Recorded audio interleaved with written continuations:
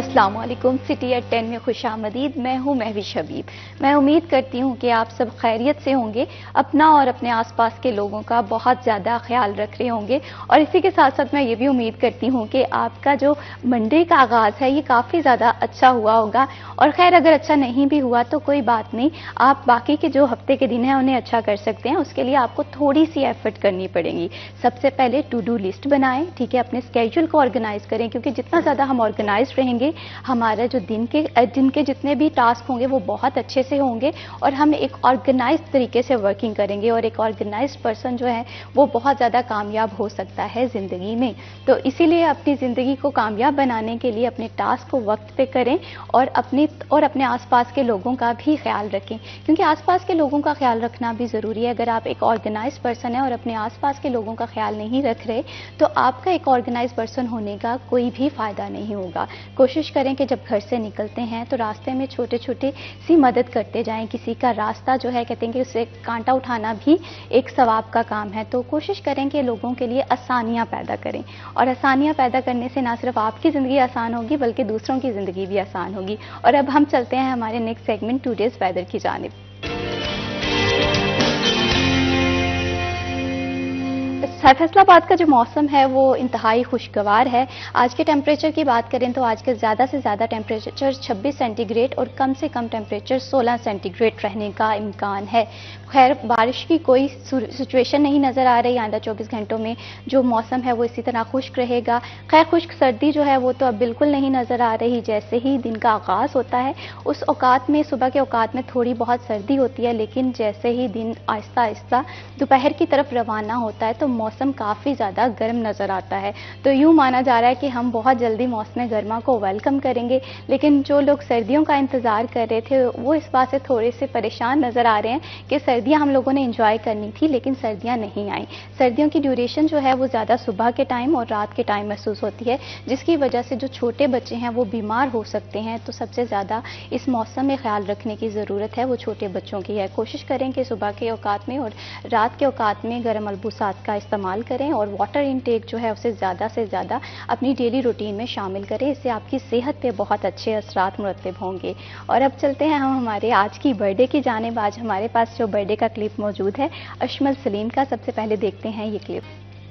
اشمل سلیم کو بہت بہت زیادہ برتھ ڈے کی مبارکباد۔ میں امید کرتی ہوں کہ آپ کا ہر دن اسی طرح سے مہکتا اور مسکراتا رہے، آپ کی زندگی میں بے شمار کامیابیاں اور کامرانیاں ہوں۔ اب چلتے ہیں ہم ہمارے گیسٹ کی جانب۔ ہمارے گیسٹ نے ہمیں اسٹوڈیو میں جوائن کر لیا ہے۔ عبدالرحمان ہمارے سینئر رپورٹر ہیں، ان کے ساتھ ہمیں اسلان درانی نے جوائن کیا ہے۔ Thank you so much for joining us. سب سے پہلے میں عبدالرحمان آپ سے جاننا چاہوں گی کہ آپ کے منڈے کا آغاز کیسا ہوا ہے؟ Thank you Mehwish. دیکھیں منڈے کو ہمیشہ کہا جاتا ہے کہ یہ پہلا جو ورکنگ ڈے ہوتا ہے جس میں لوگ اپنی پورے ویک کی پلان کرتے ہیں، اور اس میں زیادہ تر سوچ وچار سے کام لیتے ہیں کہ کس طرح سے ہم نے ہفتہ گزارنا ہے۔ ایک دو روز کی چھٹی گزار کے آئے ہوتے ہیں سارے ایک اچھے ویکینڈ کے بعد فریش ذہن کے ساتھ، تو اسی وجہ سے کہا جاتا ہے کہ منڈے جو ہے وہ پلاننگ کا دن ہوتا ہے۔ تمام دفاتر میں پلاننگ کی جاتی ہے، تو ایسے ہی جو ہے وہ ایک میری، کیونکہ یہ مطلب سبھی کی عادت ہوتی ہے کہ وہ اپنا پلان کرتے ہیں کہ ویک میں ہم نے کیا کیا کچھ اچیو کرنا ہے، کیا ہمارے اہم ٹاسک ہیں جن پر اگلے ہم فرائیڈے تک پورا کریں گے، ان لوگوں سے ملیں گے، ان لوگوں سے ہماری ملاقاتیں، ان کے ساتھ ہماری یہ اسائنمنٹس ہیں، دفاتر نے ہمارے ذمہ یہ لگایا ہے تو یہ کام ہم نے کمپلیٹ کرنا ہے۔ عبدالرحمان جیسے ایک انسان ہے وہ آرگنائز رہے گا اتنے زیادہ جسے کہتے ہیں کامیاب رہے گا، لیکن ہمارے ڈپارٹمنٹس کی اگر بات کریں، اسٹریٹ لائٹس کا اگر ایشو دیکھیں وہ ابھی بھی فیصل آباد میں موجود ہے، تو کیا ہمارے ڈپارٹمنٹس آرگنائز نہیں ہیں یا وہ عدم توجہ ہے لائٹس کی جانب؟ آخر کیا وجہ ہے؟ مہوش، ہمارے جو ڈپارٹمنٹ ہے گورنمنٹ کے وہ بڑے آرگنائزڈ ہوتے ہیں کہ کیسے ہم نے پیسہ کمانا ہے، کیسے کرپشن کرنی ہے، کیسے دو نمبری کرنی ہے، کیسے ہڈا حرامی کرنی ہے، کیونکہ یہ مشہور ہوتا ہے کہ سرکاری ملازم جو تنخواہ لیتا ہے وہ صرف دفتر آنے کی لیتا ہے، باقی کام کرنے کے وہ پیسے لیتا ہے۔ تو یہ کارپوریشن ہو گئی، ڈسٹرکٹ کونسل ہو گئی، میونسپل کمیٹیز ہو گئی، یا جتنی بھی لوکل باڈیز یا گورنمنٹ ڈپارٹمنٹ ہے جہاں پر پیسے رکھے جاتے ہیں پورے سال کے لیے کہ ہم نے یہ سال میں کرنا ہے، تو وہ 50% کام بھی نہیں ہوتے۔ 50% بجٹ ایسے ہی کاغذوں میں لگ جاتا ہے، پھر کھا لیا جاتا ہے۔ آپ دیکھیں، میں اکثر یہ بات کرتا ہوں کہ فیصل آباد میں یا پنجاب میں یا پاکستان میں آپ کو کوئی بھی ایک بڑا انڈسٹریلسٹ، ایک بزنس مین، اس کے پاس اتنے پیسے، اتنی پراپرٹی، اتنا بینک بیلنس، گاڑیاں یا جائیدادیں یا بڑے شاہانہ خرچے نہیں ہوں گے جتنے ہمارے ہاں سرکاری ملازمین کے ہیں، جتنے ہمارے ہاں پٹواری، ایس ایچ اوز، منشی تھانوں کے، یا اسی طرح سے کارپوریشن کے انسپیکٹر یا ایکسائز کے یا ٹیکسیشن آفیسرز، ان کے جو آپ کو رکھ رکھاؤ فیملیز میں یا ان کے پراپرٹیز ملیں گی یا ان کی گاڑیاں ملیں گی یا ان کے فیملیز جس طرح سے باہر جاتی ہے، تو آپ کو کہیں پر بھی ایسا نہیں ملے گا. یہاں پر اس ملک میں بزنس کرنے سے زیادہ سرکاری ملازم لگنا زیادہ اہم سمجھا جاتا ہے کہ اس سے بالکل. سب کو یہ لگتا ہے کہ گورنمنٹ جو سروینٹ ہے، اگر دیکھیں کہ کسی سے پریفرنس پوچھے تو وہ یہی کہتے ہیں کہ آپ بزنس مین بننے سے زیادہ ہم پریفرنس یہ دیں گے کہ ہم گورنمنٹ ڈپارٹمنٹ کو جوائن کریں، لیکن کہیں نہ کہیں کام کرنے کی ضرورت ہے تو ہر زندگی کا مسئلہ حل ہو سکتا ہے. ارسلان، میں آپ سے جاننا چاہوں گی کہ فیصل آباد اور ہم بھی اس شہر کے ایک شہری ہیں، تو جب اسٹریٹ لائٹس نہیں ہوتی تو ظاہر سی بات ہے بہت زیادہ مشکلات کا سامنا کرنا پڑتا ہے. تو بینگ اے سٹیزن آپ کو کن کن مشکلات کا سامنا کرنا پڑ رہا ہے فیصل آباد میں اسٹریٹ لائٹس نہ ہونے کی وجہ سے؟ بہت شکریہ. دیر آر ملٹیپل ریزنز جن پر بات ہو سکتی ہے. رات کے اوقات کار میں ایک تو ٹریفکنگ بھی ہوتی ہے، اور ظاہر سی بات ہے جتنی آبادی بڑی اس حساب سے روڈز بھی ہمارے پاس نہیں ہیں، اور وہ نہ ہونے کی وجہ سے آلریڈی ایک مسئلہ ہے. تو جب رش زیادہ ہوگا، ٹریفک زیادہ ہوگی روڈز پہ، پھر اسٹریٹ لائٹس بھی نہیں ہوں گی تو حادثات کے چانسز ہوتے ہیں، اور بھی بہت ساری چیزیں ہیں جو کہ ہو رہی ہوتی ہیں. تو اس میں اسٹریٹ لائٹس کی ایک جو مطلب ہم جب یہ کہتے ہیں کہ فلاں روڈ کی اسٹریٹ لائٹس خراب ہے، فلاں روڈ، دیکھیے آپ یقین کریں کہ جو اہم ترین شاہراہیں ہیں ان کی اسٹریٹ لائٹس بھی خراب رہتی ہیں. ایک دفعہ پہلے بھی اس پر شاید بات ہو چکی ہے، تو میں نے بتایا تھا کہ کہیں نہ کہیں کوئی بلنگ کا مسئلہ آ جاتا ہے کہ انہوں نے پیسوں کے بل دینے ہوتے ہیں، وہ رحمان بھائی زیادہ اچھے طریقے سے بتا پائیں گے. تو وہ اس کی وجہ سے اسٹریٹ لائٹس نہیں جل رہی ہوتی کہ وہ فنڈز جاری نہیں ہوتے. اب آپ یقین کریں کہ یہ سرگودا روڈ پہ، شیخوپورہ روڈ پہ، یا پھر آپ سمندری روڈ پہ چلے جائیں، کوئی ایسی سڑک نہیں ہے جس کو میں یہ کہوں کہ اس کی ساری اسٹریٹ لائٹس جلتی ہیں، اور جیسے ہی شام ڈھلتی ہے، رات ہوتی ہے، تو اسٹریٹ لائٹ جلنا کیونکہ آج سے اگر یہ 2 ہفتے پہلے ہم نے اس پہ آلریڈی بات کی تھی، تب 1000 2000 نہیں بلکہ 43,000 لائٹس کا ایشو تھا. یہاں پر میں رحمان آپ سے جاننا چاہوں گی کہ کیا یہ لائٹس لگ چکی ہیں یا ابھی بھی ان کی تعداد 43,000 کی کمی کے ساتھ موجود ہے؟ مہوش یہ بڑھ چکی ہوگی کیونکہ لائٹس جو خراب ہو جاتی ہیں وہ بھی نہیں لگ رہی. یہ ایک کارپوریشن کا یہ ہوتا ہے نا کہ مطلب کوئی 4 کروڑ رکھا گیا نئی لائٹس کی خریداری کے لیے، 4 کروڑ رکھا گیا مرمت کے لیے، تو وہ ابھی تک پیسہ انہوں نے ہلایا نہیں ہے، بینک میں پڑا ہے. تو اب جو لائٹس خراب ہو رہی ہیں وہ 43,000 کی گنتی میں مزید ایڈ ہوتی جاتی ہیں. یہ تو گنتی وہ جنوری تک کے لیے تھی، تو اب اس میں مزید اضافہ ہو چکا ہوگا اور یہ جون تک شاید مزید اس میں اضافہ ہو جائے. کیونکہ دیکھیں جو بھی لائٹس لگائی گئی ہیں وہ چوری بھی ہو جاتی ہیں، اسپیشلی یہ کنار روڈ کا مسئلہ ہے. اسی طرح سے دیگر روڈز پر خراب بھی ہو جاتی ہے. اب رات کو کوئی بھی روڈ دیکھیں، جو گاڑیوں کی لائٹس لگی ہوئی ہیں، دکانوں کی پلازوں کی لائٹس چل رہی ہیں، ان کی وجہ سے شہر چل رہا ہے. جو کارپوریشن کی لائٹس ہے وہ آپ کو کہیں پر بھی نظر نہیں آئیں گی. یہ ہمارا شیخوپورہ روڈ اس کی 100% تک خراب ہے. سرگودا روڈ کی اچھا پھر اس میں شہر کیونکہ یہاں پر بہت زیادہ بڑھ چکا ہے، تو آدھے شہر میں اگر ہم کو ڈی سی آفس کے ارد گرد یا کمشنر آفس کے ارد گرد تھوڑی بہت چلتی ہوئی نظر بھی آئیں، تو جو ہم ڈائیور روڈ پہ جائیں گے، سرگودا روڈ پیچھے کو جائیں گے، اسی طرح سے کنار روڈ تک جائیں گے یا سمندری روڈ جائیں گے، تو وہ جو شہر سے تھوڑا تھوڑا باہر ہوتے جائیں گے مکمل اندھیرے چھائے ہوں گے. ایسے لگتا ہے کہ جیسے جان بوجھ کے گورنمنٹ جو ہے وہ لوگوں کو اندھیرے میں رکھنا چاہتی ہے کہ کوئی باہر. ایک طرف ہم بات کرتے ہیں کہ سیف سٹی بنانا ہے ہم نے فیصل آباد کو، اور اس کے لیے بہت زیادہ منصوبہ جات بھی لے کر آ رہے ہیں، اور دوسری جانب شہر کی اہم ضرورت ہے کہ اسٹریٹ لائٹس ہونا، جو کہ نہیں ہے. ارسلان درانی کہ میں آپ سے جاننا چاہوں گی کہ اس کی وجہ سے حادثات میں بھی اضافہ ہوگا، کیونکہ پچھلے دنوں تو ہم نے دیکھا تھا کہ جنوری میں کافی زیادہ دھند تھی اور اس میں لائٹس بھی نہیں تھی، تو حادثات بھی رونما ہوئے ہوں گے اور بہت زیادہ چوری کے واقعات بھی دیکھنے کو ملتے ہیں.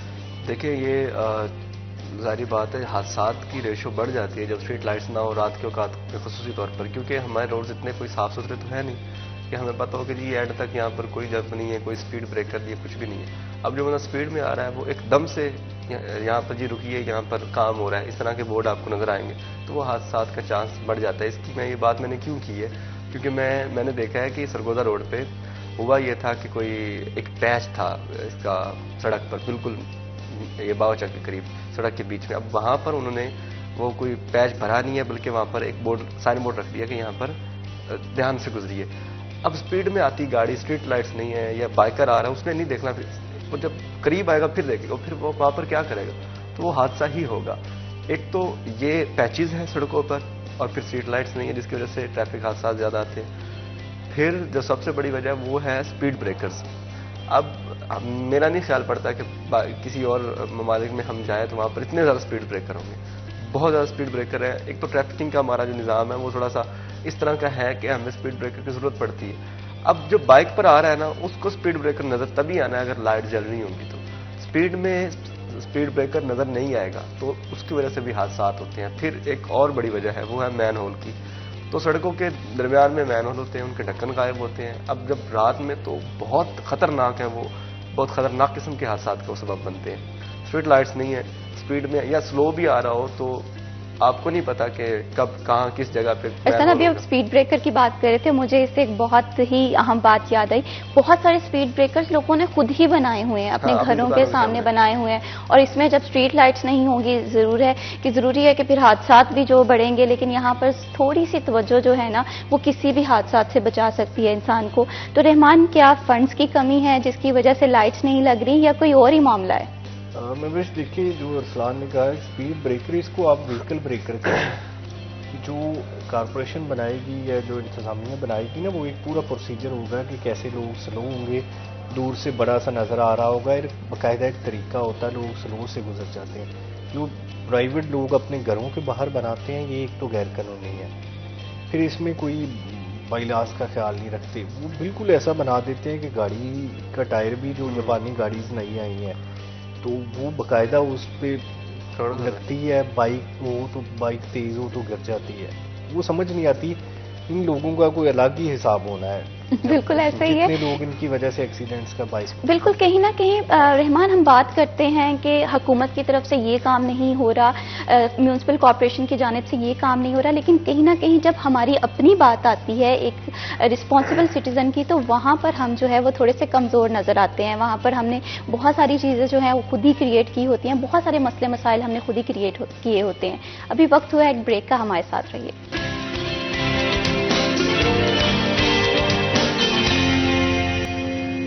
Welcome back. بات ہو رہی ہے فیصلہ آباد میں اسٹریٹ لائٹس نہیں ہیں جس کی وجہ سے شہریوں کو مشکلات کا سامنا کرنا پڑ رہا ہے. میونسپل کارپوریشن کیا کر رہی ہے, اسی پہ ہم بات کر رہے ہیں عبد الرحمان سے. عبد الرحمان, یہاں پر میں بات کرنا یہ چاہوں گی کہ کیا میونسپل کارپوریشن کے پاس فنڈ نہیں ہے یا وہ غفلت کا شکار ہے؟ آخر کیا وجہ ہے کہ اتنا سنگین مسئلہ ہے اور شہریوں کی جانوں کا جسے کہتے ہیں کہ وہ ضیاع ہو سکتا ہے اگر اسٹریٹ لائٹس بر وقت نہ لگائی جائیں؟ دیکھیے جی, کارپوریشن کے پاس فنڈز موجود ہے, اربوں روپیہ رکھا ہوا ہے. ہر سال ٹیکس لیتی ہے لوگوں سے. جتنی بھی کوئی بھی بلڈنگ بناتا ہے کارپوریشن اس سے ٹیکس اکٹھا کرتی ہے. اس طرح سے ایکسائز جو ٹیکس اکٹھا کرتا ہے گھروں سے کارپوریشن کا اس میں بھی شیئر ہوتا ہے. اسی طرح سے جو ریونیو ڈپارٹمنٹ رجسٹریاں کرتا ہے کارپوریشن کا اس میں بھی شیئر ہوتا ہے. اس کے علاوہ گورنمنٹ کی جانب سے تنخواہیں دینے کے بھی پیسے بھیجے جاتے ہیں. تو اچھا خاصا بجٹ ہوتا ہے ان کے پاس, ابھی بھی ہے. اس کے لیے پیسے بھی جون میں رکھے ہوئے کہ اسٹریٹ لائٹس لگانی, پیچ لگانے جس کی نشاندہی ارسلان نے کی ہے, یا ٹریفک سگنلز یا ایچ اینڈ ایوری تھنگ جو بھی کارپوریشن کی ذمہ داری ہے نا اس کے لیے پیسے رکھے ہوئے ہیں. اب لگاتے کیوں نہیں ہے اس کی نہیں سمجھ آتی.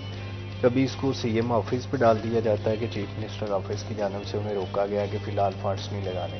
اب چیف منسٹر صاحبہ کیا ثابت کرنا چاہتی ہیں, کب فنڈ لگائیں گے یہ اب ان کو ہی پتہ ہے. فیصلہ آباد کی حد تک یہ ہے کہ یہاں پر کارپوریشن ڈسٹرکٹ کونسل کسی بھی قسم کی ڈیولپمنٹ نہیں کر رہے.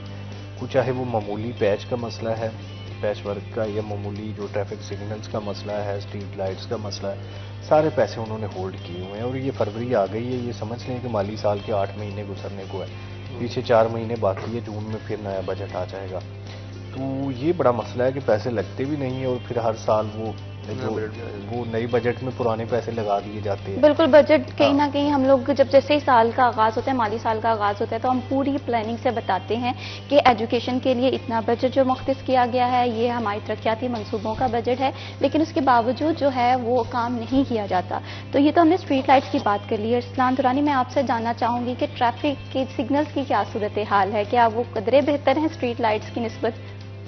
دیکھیں سیم ہی حالات ہیں, اتنا کوئی خاص فرق دیکھنے کو ملا نہیں ہے.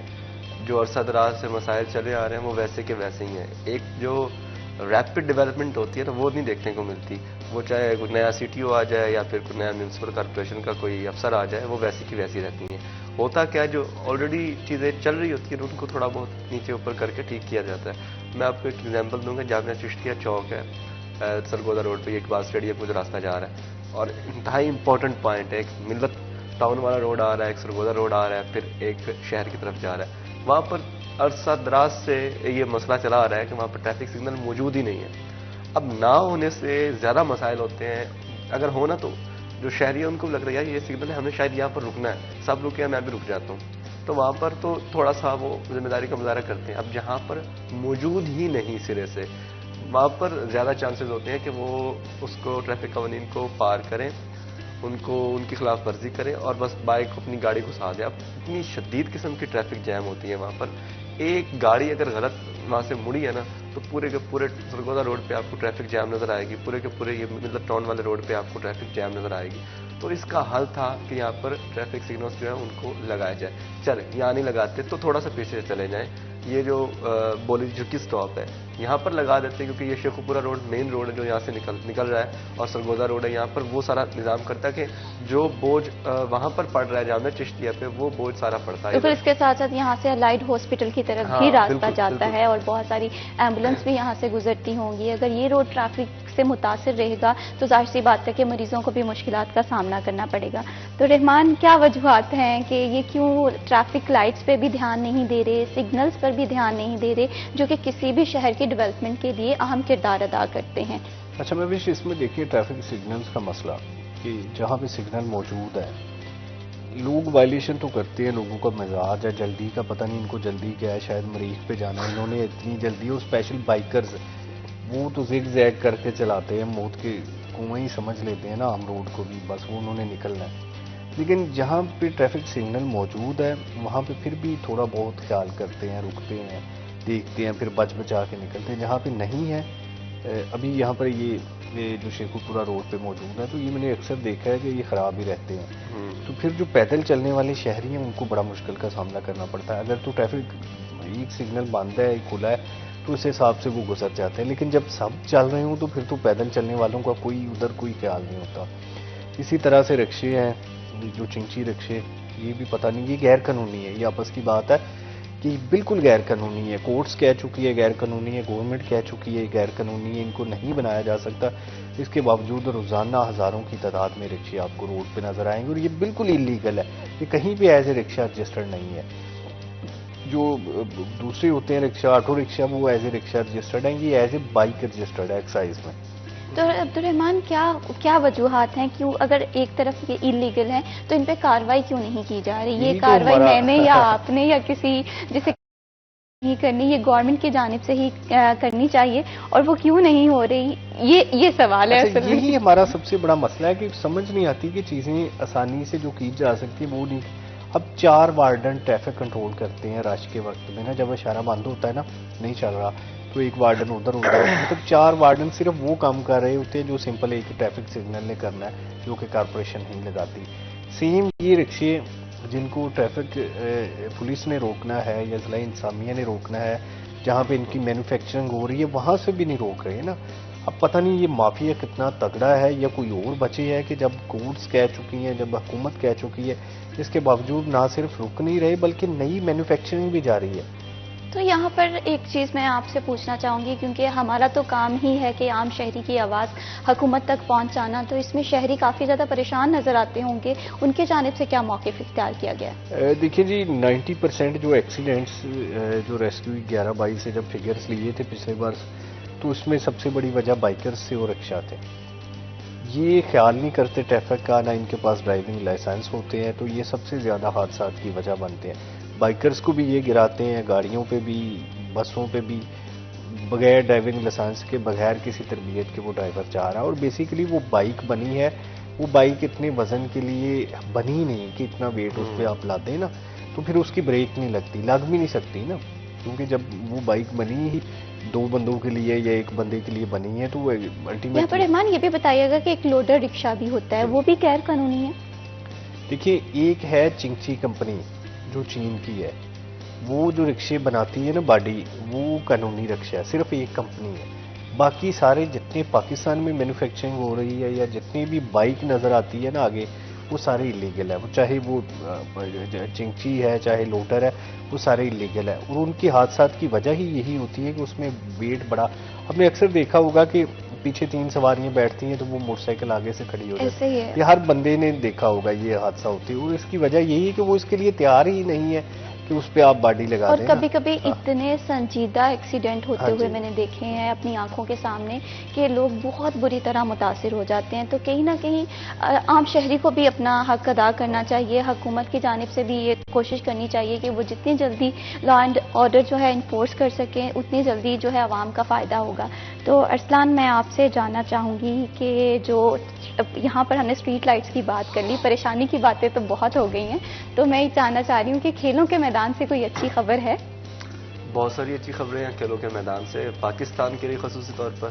اور جب پاکستان کی بات ہوتی ہے تو ہم سب اس میں ڈیفینیٹلی اس میں ہمارا حصہ ہے. تو چیمپئنز ٹرافی کیونکہ پاکستان میں ہونے جا رہی ہے, 19 سے 9 مارچ تک ایک بھرپور ٹورنامنٹ ہمیں دیکھنے کو ملے گا.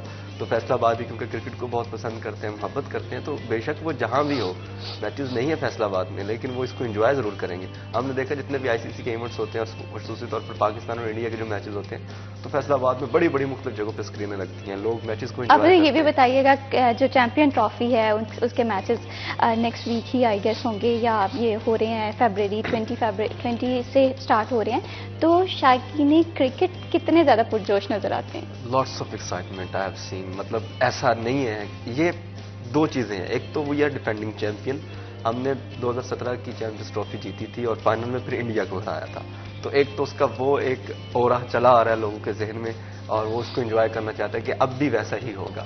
ایک تو یہ ہے. دوسرا جو سب سے بڑا اور امپورٹنٹ فیکٹر ہے وہ یہ ہے کہ پاکستان میں ہو رہی ہے, اور obviously کچھ میچز یو اے ای میں ہیں, بٹ دا تھنگ از کہ پاکستان میں ہو رہی ہے اور لوگ زیادہ ایکسائٹڈ ہیں کیونکہ ان کو فیصلہ آباد سے بھی لوگ جائیں گے. مجھے پتا ہے کیونکہ جب ٹکٹوں کی سیل شروع ہوئی تھی یہاں پہ, وڈ یو بلیو کہ میں ایک پوائنٹ پہ تھا اور اتنے لوگ تھے ٹکٹیں خریدنے کے لیے فیصلہ آبادی اکٹھے ہوئے کہ مطلب اندر جانا مشکل ہو رہا تھا. لائنیں لگی ہوئی ہیں, لوگ ٹکٹوں کے لیے خجل ہو رہے ہیں, بالکل. جہاں پر کرکٹ کی بات ہو وہاں پر میں کیا آپ کیا ہر شہری جو ہے وہ بہت زیادہ ایکسائٹڈ نظر آتا ہے.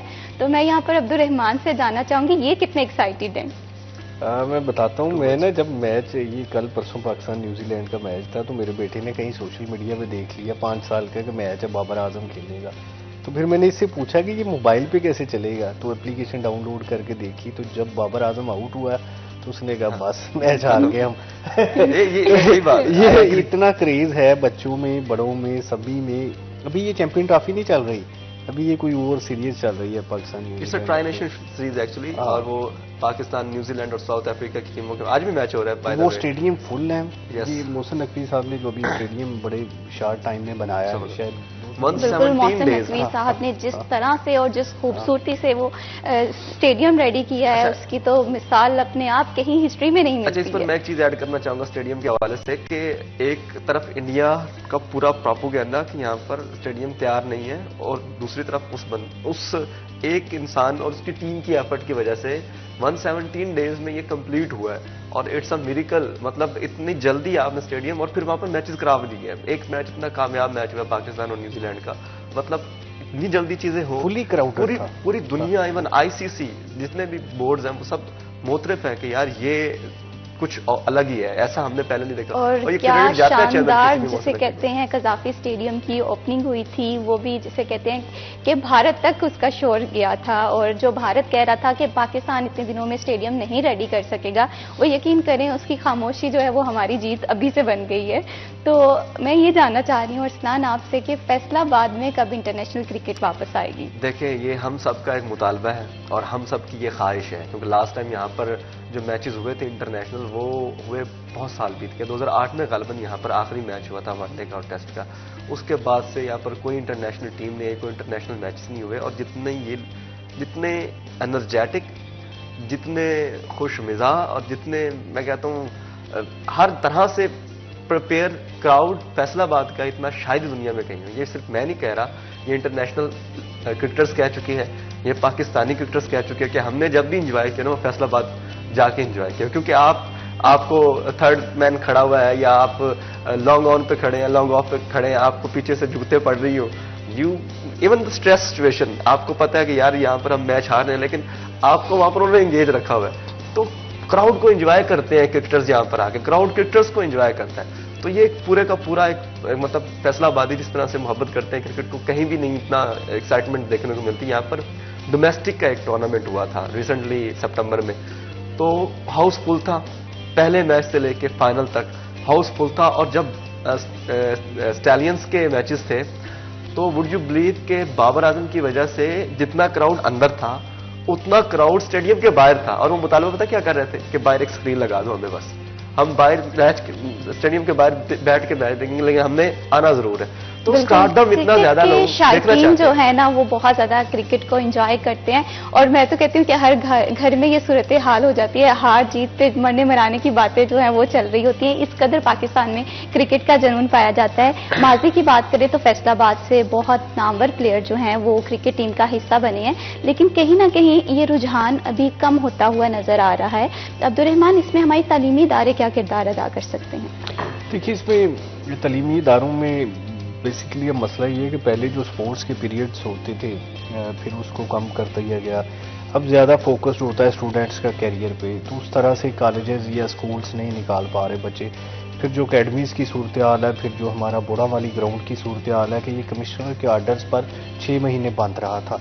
یہاں پر بیوروکریسی کے بڑے مسئلے ہیں. اقبال اسٹیڈیم بیوروکریسی کی آڑ میں یہ اس پہ 2008 سے اب تک کوئی میچ نہیں ہو پایا. تو جب اقبال اسٹیڈیم میں میچ نہیں ہوگا تو بچے کیسے تیار ہوں گے نا. اس ڈسٹرکٹ کے, لاہور بڑا ڈسٹرکٹ ہے, کیپیٹل ہے, وہاں زیادہ اکیڈمیز ہیں, زیادہ میچز ہوتے ہیں, تو لوگوں میں زیادہ پیشن ہوتا ہے, زیادہ لوگ آگے آتے ہیں.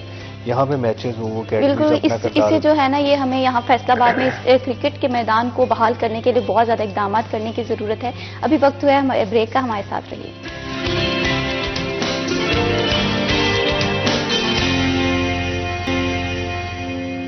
Welcome back. بات ہو رہی تھی فیصل آباد میں کھیلوں کے میدانوں کی کیا صورتحال ہے, کون کون سے میچز دیکھنے کو ملیں گے اور کھلاڑیوں کو کن مشکلات کا سامنا کرنا پڑ رہا ہے. ارسلان دورانی, میں آپ سے جاننا چاہوں گی, ہم نے بات چیمپئن ٹرافی کی کر لی, لیکن کہیں نہ کہیں پلیئرز جو ہیں وہ مشکلات کا سامنا کرنا پڑتا ہے. تو فیصل آباد کے جو پلیئرز ہیں انہیں کن کن مشکلات کا سامنا کرنا پڑ رہا ہے؟ دیکھیں, اگر کرکٹ کی بات کی جائے تو یہاں پر ایز سچ کوئی مشکل نہیں ہے. ہاں کچھ مسائل ضرور ہیں جن میں سوری جو سب سے جو سر فہرست ہے وہ یہ ہے کہ کوئی ایک مضبوط قسم کی فیڈریشن نہیں ہے. پی سی بی نے جس طرح سے اپنے مختلف پروگرام شروع کر کے, چاہے وہ ٹیلنٹ ہنٹ پروگرام ہے, چاہے وہ انڈر 19, انڈر 17, انڈر 15 کے ٹرائلز ہو گئے, اس سے مطلب پی سی بی جتنا ورک کر رہا ہے نا اس وقت فیصل آباد کرکٹ پر یا اوور آل کرکٹ پہ, تو ہم یہ نہیں کہہ سکتے کہ فیسلٹیز کی کمی ہے. ہاں, اب یہاں پر بات آ جاتی ہے کہ جو یہاں کی ڈویژنل سپورٹس انتظامیہ یا ڈسٹرکٹ سپورٹس انتظامیہ, انہوں نے گراؤنڈز کتنے دے رکھے ہیں, انہوں نے فیسلٹائز کتنا کیا, فیسلٹیز کتنی دی ہوئی ہیں.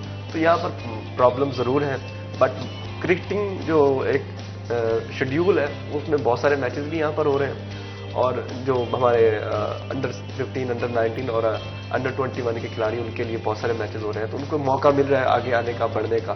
لیکن جو فیسلٹیز ہیں گراؤنڈ وائز وہ انتہائی ناقص ہیں. اچھا, یہاں پر ہم نے کرکٹ کی تو بات کر لی, لیکن ہمارے پاس اور بھی بہت ساری گیمز ہیں جن میں ہاکی پاکستان کا قومی کھیل ہے. اس کے علاوہ فٹ بالرز ہیں, ان کی بھی مشکلات ہوں گی. فٹ بال کو اس طرح سے جسے کہتے ہیں اس گیم کو فروغ نہیں دیا جا رہا, تو ان کے پلیئرز کی کیا کیا مشکلات ہیں؟ دیکھیے, ابھی ریسنٹلی خبر آئی مجھے, رحمان بھائی نے شیئر کی تھی کہ فیفا نے جو پاکستان فٹ بال فیڈریشن اس کی رکنیت معطل کر دی ہے. وہ اس کو ایکسیپٹ ہی نہیں کر رہے, کیونکہ ان کی جو ہمارے جو رولز اینڈ ریگولیشنز ہیں وہ ان کے پیرامیٹر پہ پورے نہیں اتر رہے. کیوں نہیں اتر رہے؟ کیونکہ ہم لوگوں نے یہاں پر کرنی ہوتی ہے, شاہی کرنی ہوتی ہے کہ جو جس کو اٹھاؤ بٹھاؤ اس کو فیڈریشن کا چیئرمین بنا دو, صدر بنا دو اور بس کام چلاؤ. نہیں, وہ کہتے ہیں کہ پراپر الیکشنز ہو, پراپر فیڈریشن ہو, سپورٹس بورڈ سے رجسٹرڈ ہو, اس کو پاکستانی گورنمنٹ لک آفٹر کرے, پھر جا کے ہم آپ کی رکنیت جو ہے اس کو بحال کریں گے, آپ کو اپنی فیڈریشن میں فیفا میں لے کر آئیں گے.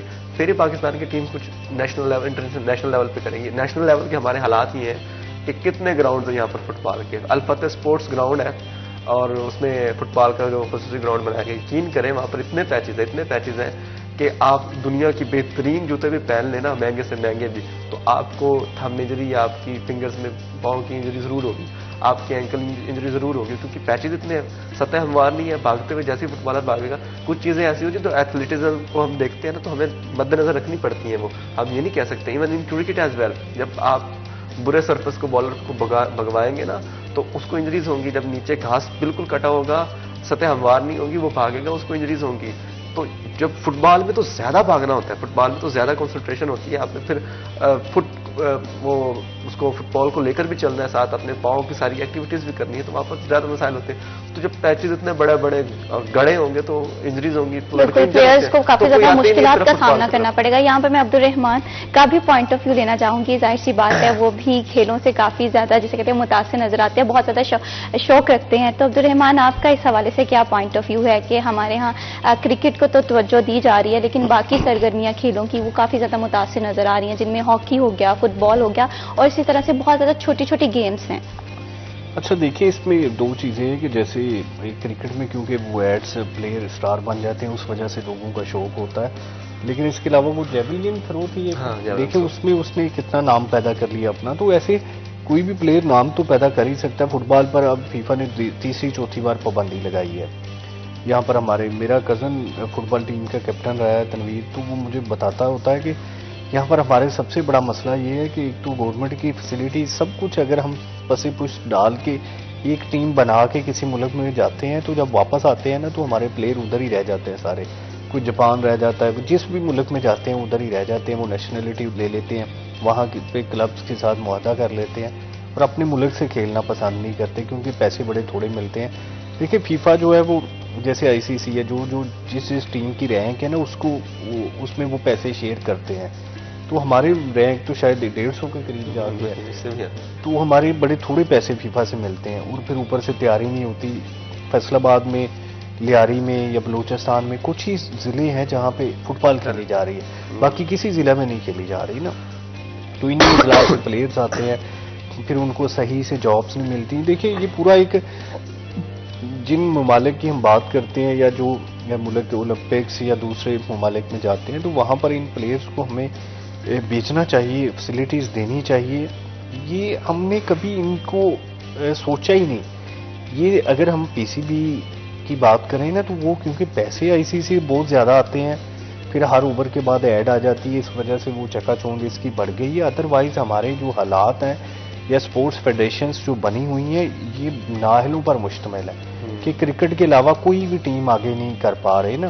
کرکٹ بھی اس وجہ سے کہ اس میں پیسہ بڑا انوالو ہو گیا, اس میں بہت زیادہ گلیمر انوالو ہو گیا, اس میں بہت زیادہ پاپولرٹیز انوالو ہو گئی ہیں, اس وجہ سے لوگوں کو کرکٹ جو ہے وہ تو خوشحال نظر آ رہی ہے. لیکن ابھی باقی دیکھنا ہے کہ فٹ بال کوچنگ سینٹر فیصل آباد میں موجود ہیں کہ نہیں, اسی حوالے سے بات ہوگی. لیکن ابھی وقت ہوا ہے بریک کا, ہمارے ساتھ رہی.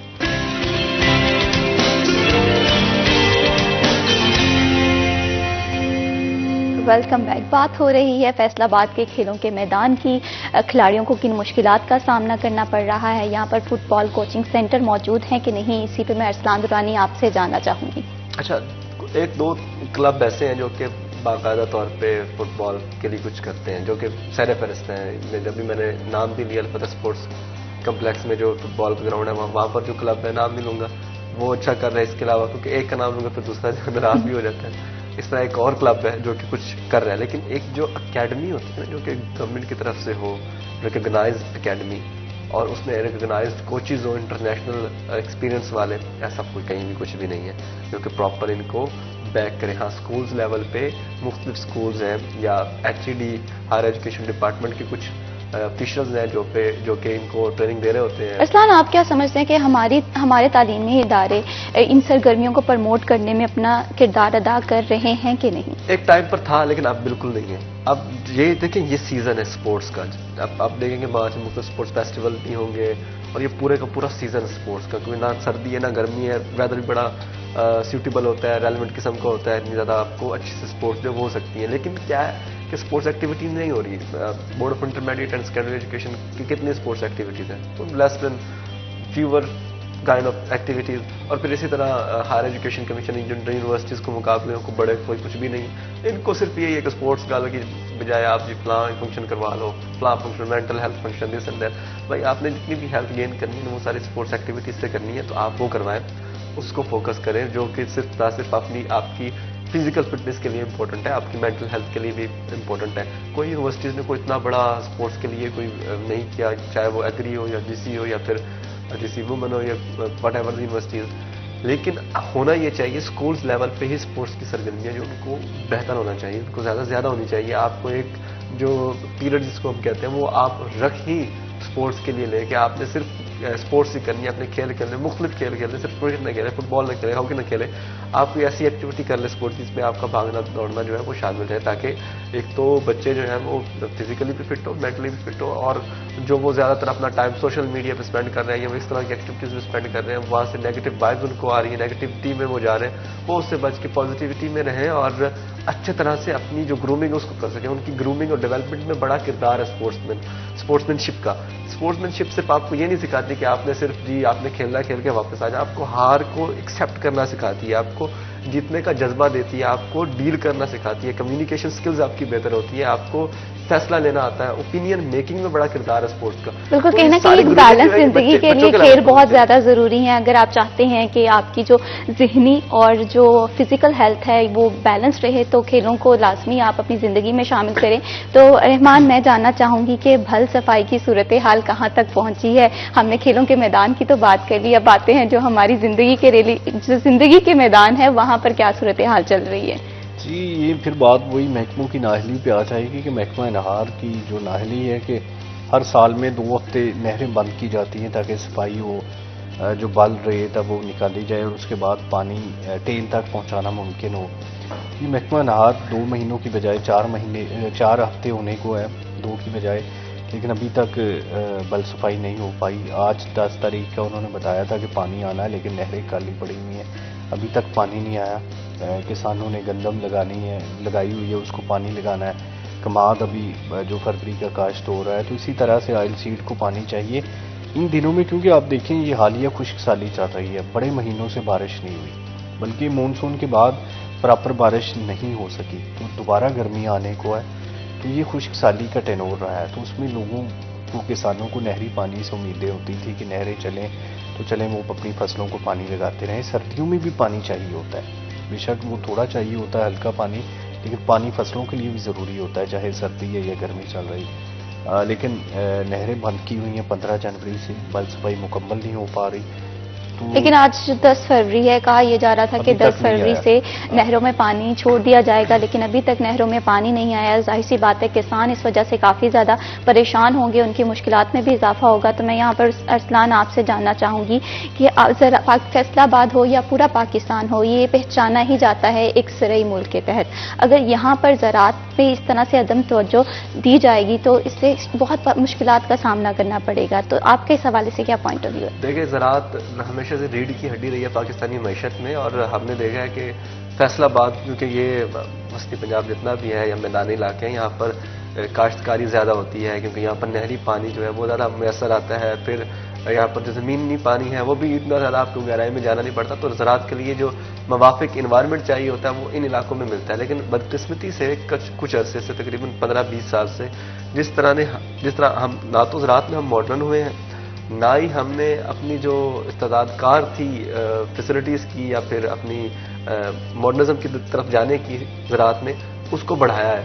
تو اس کی وجہ سے بہت سارے مسائل ہیں. اب بھی ہم وہ بل صفائی ہو رہی ہے, پانی آئے گا, پانی نہیں آئے, اس چکر میں پڑے جب دنیا جو ہے وہ فی ایکڑ کی پیداوار میں ہم سے کہیں آگے پہنچ چکی ہے. ان کے پاس رقبہ نہیں ہے کاشت کے لیے, وہ زرعی ملک نہیں ہے. ہم کہتے ہیں نا وی آر ایگریکلچر لینڈ, وہ نہیں ہے.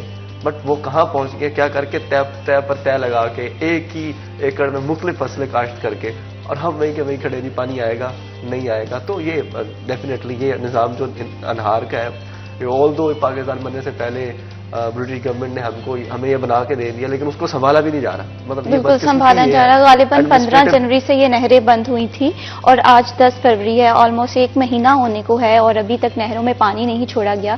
تو کسان اس وجہ سے کافی زیادہ پریشان ہوتے ہوئے نظر آ رہے ہوں گے. تو وہ کس طرح سے یہ پانی کی کمی پوری کر رہے ہیں, اپنے فصلوں کو کس طرح سے وہ پانی دے رہے ہیں؟ دیکھیے, متبادل جو ذرائع ہوتا ہے وہ ہوتا ہے ٹیوب ویل کا, لیکن فیصل آباد کا کیونکہ پانی کھارا ہے, زمینی پانی بہتر نہیں ہے فصلوں کے لیے نہ پینے کے لیے, تو پھر مجبوراً وہ ٹیوب ویل کا پانی لگاتے ہیں, جو ان کو مہنگا بھی پڑتا ہے اور ان کی فصل کو خاص فائدہ بھی نہیں ہوتا.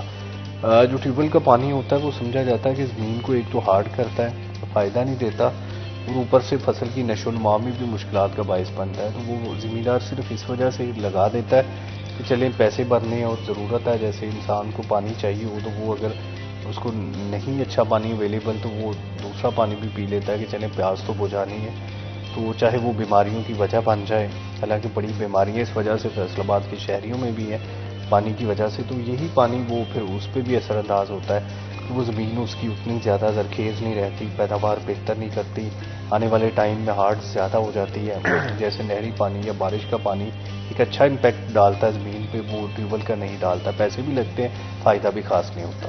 یہاں پر عبدالرحمان ایک بات دیکھنے کو آ رہی ہے، اگر ہم بات کیا جس طرح آپ سے کہ آپ نے کہا کہ مونسون بارشوں کے بعد فیصل آباد میں کوئی، فیصل آباد میں کیا بلکہ پورے ملک میں اس طرح سے بارشیں ہوتی ہوئی نظر نہیں آئیں، تو ارسلان میں آپ سے جاننا چاہوں گی کہ موسمیاتی تبدیلیاں کس حد تک ہمارے ماحول کو متاثر کر رہی ہیں؟ بہت زیادہ متاثر کر رہی ہیں۔ ایک تو ویدر جو ہے وہ ابھی رحمان بھائی سے بات بھی ہو رہی تھی، وہ تھوڑا شفٹ بھی ہو رہا ہے اور ڈیوائڈ بھی ہو رہا ہے۔ وہ کوئی ایک ہم یہ نہیں کہہ رہے کہ 6 مہینے کے لیے سردی ہے اور 6 مہینے کے لیے گرمی ہے، تو اب تو آپ کو پتہ ہی نہیں چل رہا کہ سردیاں آئیں کب تھی، گئی کب ہے، گرمیاں آ بھی گئی ہیں اتنی جلدی۔ تو یہ جو ایک تو گلوبل وارمنگ جو ہے اور جس طرح سے ہم نے جو اپنی خیال نہیں رکھ رہے اس پورے گلوب کا، اس کی وجہ سے یہ صرف ہم پاکستانیوں کا نہیں، اوور آل دنیا کا یہ مسئلہ چلا رہا ہے، یہ ویدر کی جو موجودہ سچویشن ہے۔ تو ابھی ہم نے اگر کوشش نہ کی تو آئندہ آنے والی جو نسلیں ہیں وہ شاید بہت سارے برہان کا ان کو سامنا کریے۔ اگر ہم اس کو دوسرے الفاظ میں کہیں تو یہ خوش خصالی اگر بارش نہیں ہو رہی تھی، اگر یہ آئندہ آنے والے دنوں میں بہت زیادہ اس سے مسائل ہو سکتے ہیں۔ آپ کی مختلف فصلیں ہیں، آپ کو یہ صرف ہمارا مسئلہ یہ کہ ہم صرف فصلوں سے ریلیٹ کر رہے ہوتے ہیں، لیکن یہ خوش خصالی صرف فصلوں تک نہیں رہتی، یہ آپ کی صحت کے لیے، آپ کی دیگر چیزوں کے لیے بڑی امپورٹنٹ، کیونکہ آپ نے تو ہر اپنی پلاننگ جو ہے وہ ویدر کو دیکھ کے ہی کرنی ہوتی ہے۔ تو یہ جو ٹمپریچر جس طرح سے بڑھ رہا ہے زمین کا، تو کچھ اچھے انیشیٹو لینے چاہیے۔ اب جیسے ہی گرمیوں کا سیزن شروع ہوتا ہے تو وی نیڈ کہ ہم اس طرح کے پروجیکٹ شروع کریں کہ ہم زیادہ سے زیادہ درخت لگائیں، جو گیسز جن کی وجہ سے یہ کازز بڑھ رہے ہیں ان کو کم کیا جائے، تاکہ ہماری آئندہ کی جو لائف ہے وہ آسانی سے گزر سکے، وہ چیزیں جو پہلے ہوا کرتی تھی ان میں ہی گزرے، وہ زمین ہمارے لیے رہنے کے قابل رہ سکے۔ تو یہ ضروری ہے کہ ہم ابھی سے ہی اس پر غور کرنا شروع کریں اور اپنے انوائرمنٹ کو بہتر بنانے کے لیے بھی اقدامات کرنا شروع کریں۔ Thank you so much Arslan for joining us, thank you so much Abdul Rahman, آپ نے جو پروگرام جو ہے جوائن کیا اور جو بھی فیصل آباد کی عوام کے مسائل ہیں انہیں ہمارے تک پہنچایا اور ہمارے توسط سے وہ گورنمنٹ تک پہنچیں گے، اور میں امید کرتی ہوں کہ یہ مسائل بہت جلدی ہمیں حل ہوتے ہوئے نظر آئیں گے۔ ابھی وقت ہوا ہے ایک بریک کا، ہمارے ساتھ رہیے۔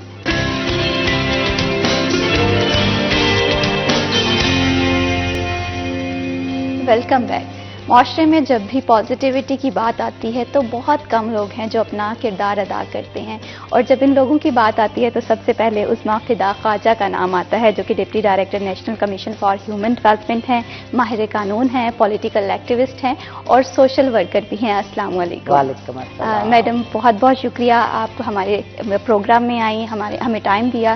سب سے پہلے یہ بتائیں کیسی ہیں آپ؟ میں بالکل ٹھیک ہوں، اور آپ سب کا بہت شکریہ، آپ کی پوری ٹیم کا اور میرے اہل فیصل آباد کا، جنہوں نے ہمیشہ مجھے بے پناہ عزت دی، مجھے حوصلہ افزائی کی اور مجھے انکریج کیا ہر لحاظ سے۔ یہاں پر میں اپنے ناظرین کو ایک بات بتاتی چلوں کہ جیسے میں نے بتایا کہ میڈم ماہر قانون بھی ہیں، سوشل ورکر بھی ہیں، اس کے ساتھ پولیٹیکل ایکٹیوسٹ بھی ہیں، لیکن انہوں نے اپنی تمام سرگرمیاں صرف فیصل آباد کی فلاح و بہبود کے لیے، جسے کہتے ہیں کہ وہ ایک طرف رکھی ہوئی ہیں اور صرف یہ فیصل آباد کے لیے ڈیولپمنٹ کے کام میں بڑھ چڑھ کر حصہ لے رہی ہیں۔ اس میں آپ کی بہت بڑی کاوش ہے، ہم اسے بہت اچھے سے سراہتے ہیں۔ تو سب سے پہلے مجھے یہ بتائیے کہ EOTO آخر کیا ہے؟ EOTO مخفف ہے ایچ ون ٹیچ ون۔ یہ پوری دنیا میں اب تو خیر یہ پروگرام لانچ ہے۔ ہم چاہتے ہیں، یعنی اس کا مقصد یہ ہے کہ جو پڑھا لکھا ہے، جو اسکلڈ ہے، وہ دوسرے کسی کو اسکلڈ کرے، یعنی ایک عام انسان اپنے آپ کو ایجوکیشن کا انوائر سمجھتے ہوئے اس رستے پہ چلے جس سے وہ دوسرے کی زندگی میں پازیٹیوٹی لا سکے اور اس کو ترقی کی راہ پر گامزن کر سکے۔ کون لوگ ہیں جو اس پروگرام کا حصہ ہیں؟ ایکچولی اس میں بیسیکلی فوکس کیا گیا، آپ کو پتہ یوتھ ماشاءاللہ ایک اتنی بڑی فورس ہے کہ وہ جہاں بھی جاتی ہے اور انہیں کچھ کرنے کا جذبہ ہوتا ہے تو وہ کر لیتی ہے۔ تو اس میں مین ٹارگٹس جو ہیں وہ اسٹوڈنٹس کو رکھا گیا کہ اسٹوڈنٹس ہی اپنے لیے اپنا وہ جو ایک پیسو سا رول صرف یہ تھا کہ پڑھنا ہے، نمبر لینے ہیں، گریڈ لینے ہیں، اس سے نکل کر وہ ایک ایسی اپروچ لیں کہ جس میں انہوں نے کسی اور کی زندگی کو بھی بہتر کرنا ہے، یعنی کسی ان پڑھ کو پڑھانا ہے۔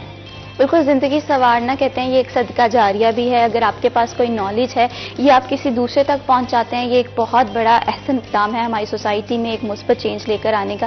کہتے ہیں نا کہ اگر آپ رستہ جانتے ہیں تو گمراہ شخص آپ کی ذمہ داری ہوتا ہے۔ تو میں یہ پوچھنا چاہ رہی ہوں کہ ان میں ٹیچرز بھی اپنا کردار ادا کر رہے ہیں، اور کتنے نمبرز ہیں ابھی تک آپ نے ٹارگٹ کر لیے ہیں؟ میڈم یہ جو ہے نا پروگرام، یہ ٹیچرز جو ہیں، یہ خالی اسلام آباد میں اس وقت جو الٹریٹ سے لٹریٹ لوگ ہیں ان کی تعداد 2000 سے فیز 1 میں صرف تجاوز کر چکی ہے، اور اس میں جتنے بھی یونیورسٹیز اراؤنڈ دا کنٹری ہیں ان کے ساتھ MOU سائن ہو رہا ہے، اور وہ ہمارے سیمینار میں، ریلیز میں ہمارے ساتھ مل کے کام کریں گے، اور ان کا ہر اسٹوڈنٹ جو ہے وہ کسی نہ کسی کی زندگی کو بہتر کرے گا، کسی ان پڑھ کو پڑھنا لکھنا۔ فیصل آباد میں اب تک کتنے یونیورسٹی اور کالجز، اسکولز کے ساتھ MOU سائن ہو چکے ہیں؟ اب تک آلموسٹ 2 کے ساتھ ہو گیا ہے، اور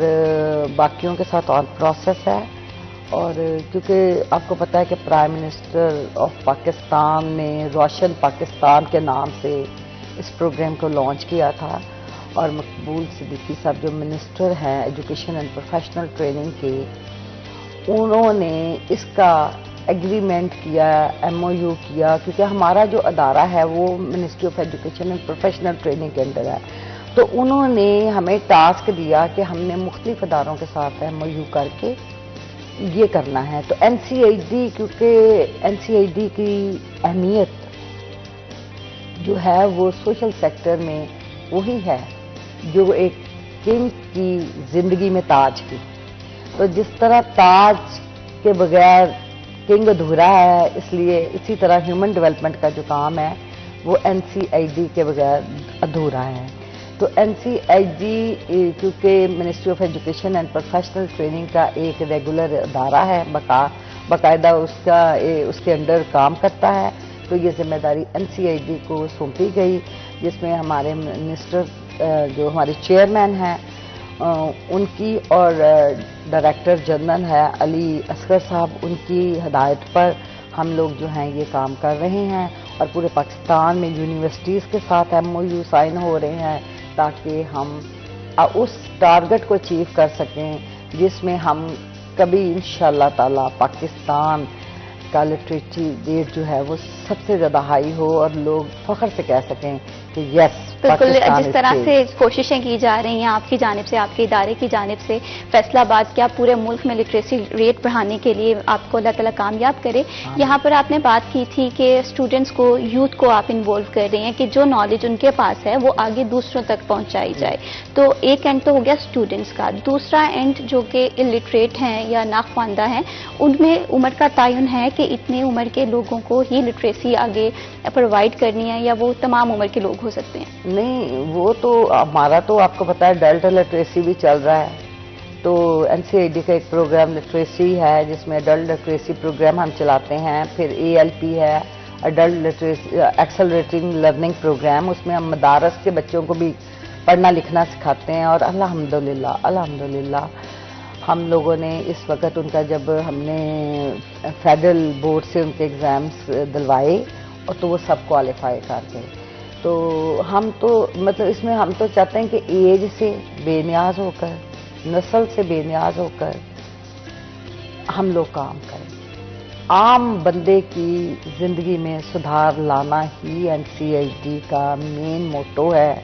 اس میں تمام لوگ ڈیڈیکیشن کے ساتھ، کمٹمنٹ کے ساتھ کام کر رہے ہیں، اور یہ چاہتے ہیں کہ یہ کام ایسا ہو کہ پاکستان کے جو ایک چہرہ ہے نا کہ کہتے ہیں، میں دیکھیں اب لٹریسی ریٹ جو انڈیا کا ہے وہ ہم سے بہتر ہے، ہم چاہتے ہیں ہم سب پر چھا جائیں، اور اس کے لیے ہم اکیلے کچھ نہیں ہیں جب تک کمیونٹی کی سینس آف اونرشپ ہمارے ساتھ نہ ہو۔ بالکل، کہیں نہ کہیں نیٹ ورکنگ بہت ضروری ہے یہاں پر، کیونکہ اس پروگرام کا مقصد ہی یہ ہے کہ عام شہریوں کو جو ہے تعلیم دی جائے. تو میں یہاں پر آپ سے جاننا چاہوں گی کہ ہمارے ناظرین کو بتائیں کہ تعلیم کی اہمیت کیا ہے.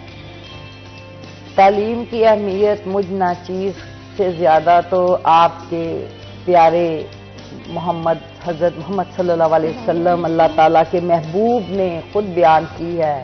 قرآن کریم فرقان حمید میں بتایا گیا ہے کہ علم حاصل کرو تو یہی ہماری نجات ہے. اور حضرت محمد مصطفیٰ صلی اللہ علیہ وسلم جو ہے انہوں نے اس پیغمبری پیشے کی بنیاد رکھی کہ لوگوں کو تعلیم دی. تو تعلیم لفظ ہی بتانے کا ہے.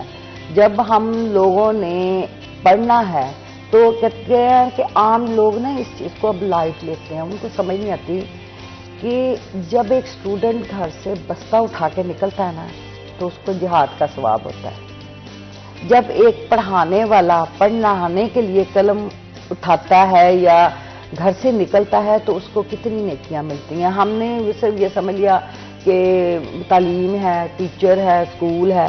یہ کانسیپٹ نہیں تھا اسلام کا. اسلام کا کانسیپٹ تھا بہتری لانا. اور تعلیم اس لیے ضروری ہے کہ یہ ہمیں ہر طریقے سے بچاتی ہے. ہمیں جس طرح ایک ماں ہر خطرے سے بچاتی ہے، جس طرح ہمیں برائی سے بچاتی ہے، جس طرح ہماری اسلامی تعلیمات ہمیں برائیوں سے بچاتی ہے، تو یہ شخصیت میں نکھار پیدا کرتی ہے. اور جو علم ہے وہ صرف روپیے کمانے کا اور ڈگریز کمانے کا نام نہیں ہے. یہ ریسیپروکل ریلیشن ہے. یہ اتنا خوبصورت جذبہ ہے، اتنا خوبصورت ریلیشن ہے کہ اگر یہ ہم اپنے پہ طاری کر لیں نا تو ہم دنیا میں بھی کامیاب ہیں اور آخرت میں بھی. عثمان صاحب بھائی، میں یہاں پر جاننا چاہوں گی کہ ہمارے تعلیمی ادارے کس طرح سے بہتر کردار ادا کر سکتے ہیں ایجوکیشن کو پروموٹ کرنے کے لیے، کون کون سی ریفارمز ضروری ہیں؟ ایجوکیشن کے لیے جو سب سے ضروری ریفارم یہ ہے کہ نظریات کا بدلنا، برداشت ہونا، اور یہ کہنا کہ اگر یہ اچھا کام کر رہا ہے تو ہم اس کو کلیپ کریں کہ یار تم نے بہت اچھا کیا، تم اس سے بھی اچھا کر سکتے تھے. ہمارے ٹیچرز بہت ایکسپرٹ ہیں، بہت اچھا کام کرتے ہیں. ہم لوگوں کو ان کی مزید کیپیسٹی بلڈنگ کرنی چاہیے. ایسی ٹریننگز کنڈکٹ کرنی چاہیے جن ٹریننگز پہ چلتے ہوئے جو ہیں وہ اپنی صلاحیتوں کو بھرپور طریقے سے اجاگر کر سکیں. اور یہی کانسیپٹ جو NCERT نے دیا جب 2009 میں ہم لوگ ٹیچرز ٹریننگ کرواتے تھے، EOs کی ٹریننگ کرواتے تھے، تو ہم ایجوکیشن ڈپارٹمنٹ کے ساتھ مل کر کام کرتے ہیں اور ہم ہر وہ کام کرتے ہیں جو تعلیم کے راستے میں موجود روڑوں کو، پتھروں کو ہٹائے اور ایسی ہموار سطح بنے جس پہ NCERT ہر بندے کو کامیاب دیکھنا چاہتی ہے، پڑھا لکھا دیکھنا چاہتی ہے، برسر روزگار دیکھنا چاہتی ہے، بااخلاق دیکھنا چاہتی ہے. اور بااخلاقی کی صنعت شروع ہی ایجوکیشن سے ہوتی ہے. عثمان صاحبہ، میں بھی آپ سے جاننا چاہوں گی، جس طرح آپ نے ٹیچر ٹریننگ پروگرام کی بات کی، تو ٹیچر ٹریننگ پروگرام میں کون کون سے کورسز کروائے جاتے ہیں، یا آپ کیا سمجھتے ہیں کہ ٹیچر ٹریننگ کیوں ضروری ہے؟ ٹیچر ٹریننگ اس لیے ضروری ہے کہ ترجیحات بدلتی ہیں، معاملات بدلتے ہیں. ہمیں بیرون ملک جتنے بھی لوگ ہیں انٹرنیشنل سٹینڈرڈز کو اگر مینٹین کرنا ہے تو ہمارے لیے ٹیچرز کو ویل اکوپڈ کرنا انتہائی ضروری ہے. NCERT پہلے ان کو اسٹڈی اسکیمز دیتی تھی، ماڈیولز دیتی تھی، ان کی ٹریننگ کرتی تھی، ان کی کیپیسٹی بلڈنگ کرتی تھی، ان کو کلاس کو آرگنائز کرنا سکھاتی تھی، ان کو مطلب مکمل طور پہ ان کی ٹریننگ کے بعد ایسی مانیٹرنگ کرتی تھی کہ ان کو حوصلے کے ساتھ اپنے آپ میں چینج لانی پڑے. اگر ہم مطلب ڈنڈا سرکار بن جائے، اب آج کل بھی ہم مانیٹرنگ کا کام ہمارے ذمہ ہے، بیمہ کا ہے، پیف کا ہے، تو ہم لوگ برج ہیں ٹیچر میں، کمیونٹی میں، بچوں میں. ہم وہ لوگ ہیں جو کہ ریپیئر کا کام کرتے ہیں. جس طرح سے آپ نے بتایا کہ ٹیچرز کو باقاعدہ ایک سلیبس دیا جاتا تھا، انہیں نیو ماڈرن ٹیکنیکس کے اکارڈنگ ٹریننگ دی جاتی تھی، ابھی بھی دی جاتی تو ابھی بھی دی جا رہی ہے، تو اس کا سوسائٹی میں کیا اثر ہو رہا ہے؟ دیکھیں اب جیسے مدارس ہیں، اب مدارس میں جو بچے غریب پڑھتے ہیں، یتیم بچے پڑھتے ہیں، کچھ لوگ دور سے بورڈرز ہیں، تو جب ہمارے ٹیچرز انہیں پڑھاتے ہیں تو خالی وہ جو ایک کانسیپٹ تھا کہ جناب اس نے حفظ کر لیا ہے تو اس کے بعد بیچارہ وہ ادھر تک رہ جاتا تھا. اب ہم نے اس کو ریلیٹ کر دیا لیٹسٹ علوم کے ساتھ. ہم نے ان کو کمپیوٹرز دیے, ہم نے ان کو سپورٹ کٹس دیں, ایون کہ ہم ان کے اسٹڈی ٹولز بھی لے کے جاتے ہیں. تو مدارس کے بچوں کو ہم نے فوکس کیا, ان کو پڑھنا لکھنا سکھاتے ہیں. اور ہمارے جتنے بھی ٹیچرز ہیں موسٹلی میں نے دیکھا ہے even P H D teachers تک ہمارے پاس جو ہے وہ ہم نے ہائر کیے ہوئے ہیں NCID نے, جو پاکستان ہیومن ڈیولپمنٹ فنڈ کے ساتھ جائکا کے ساتھ مل کے کام کرتے ہیں.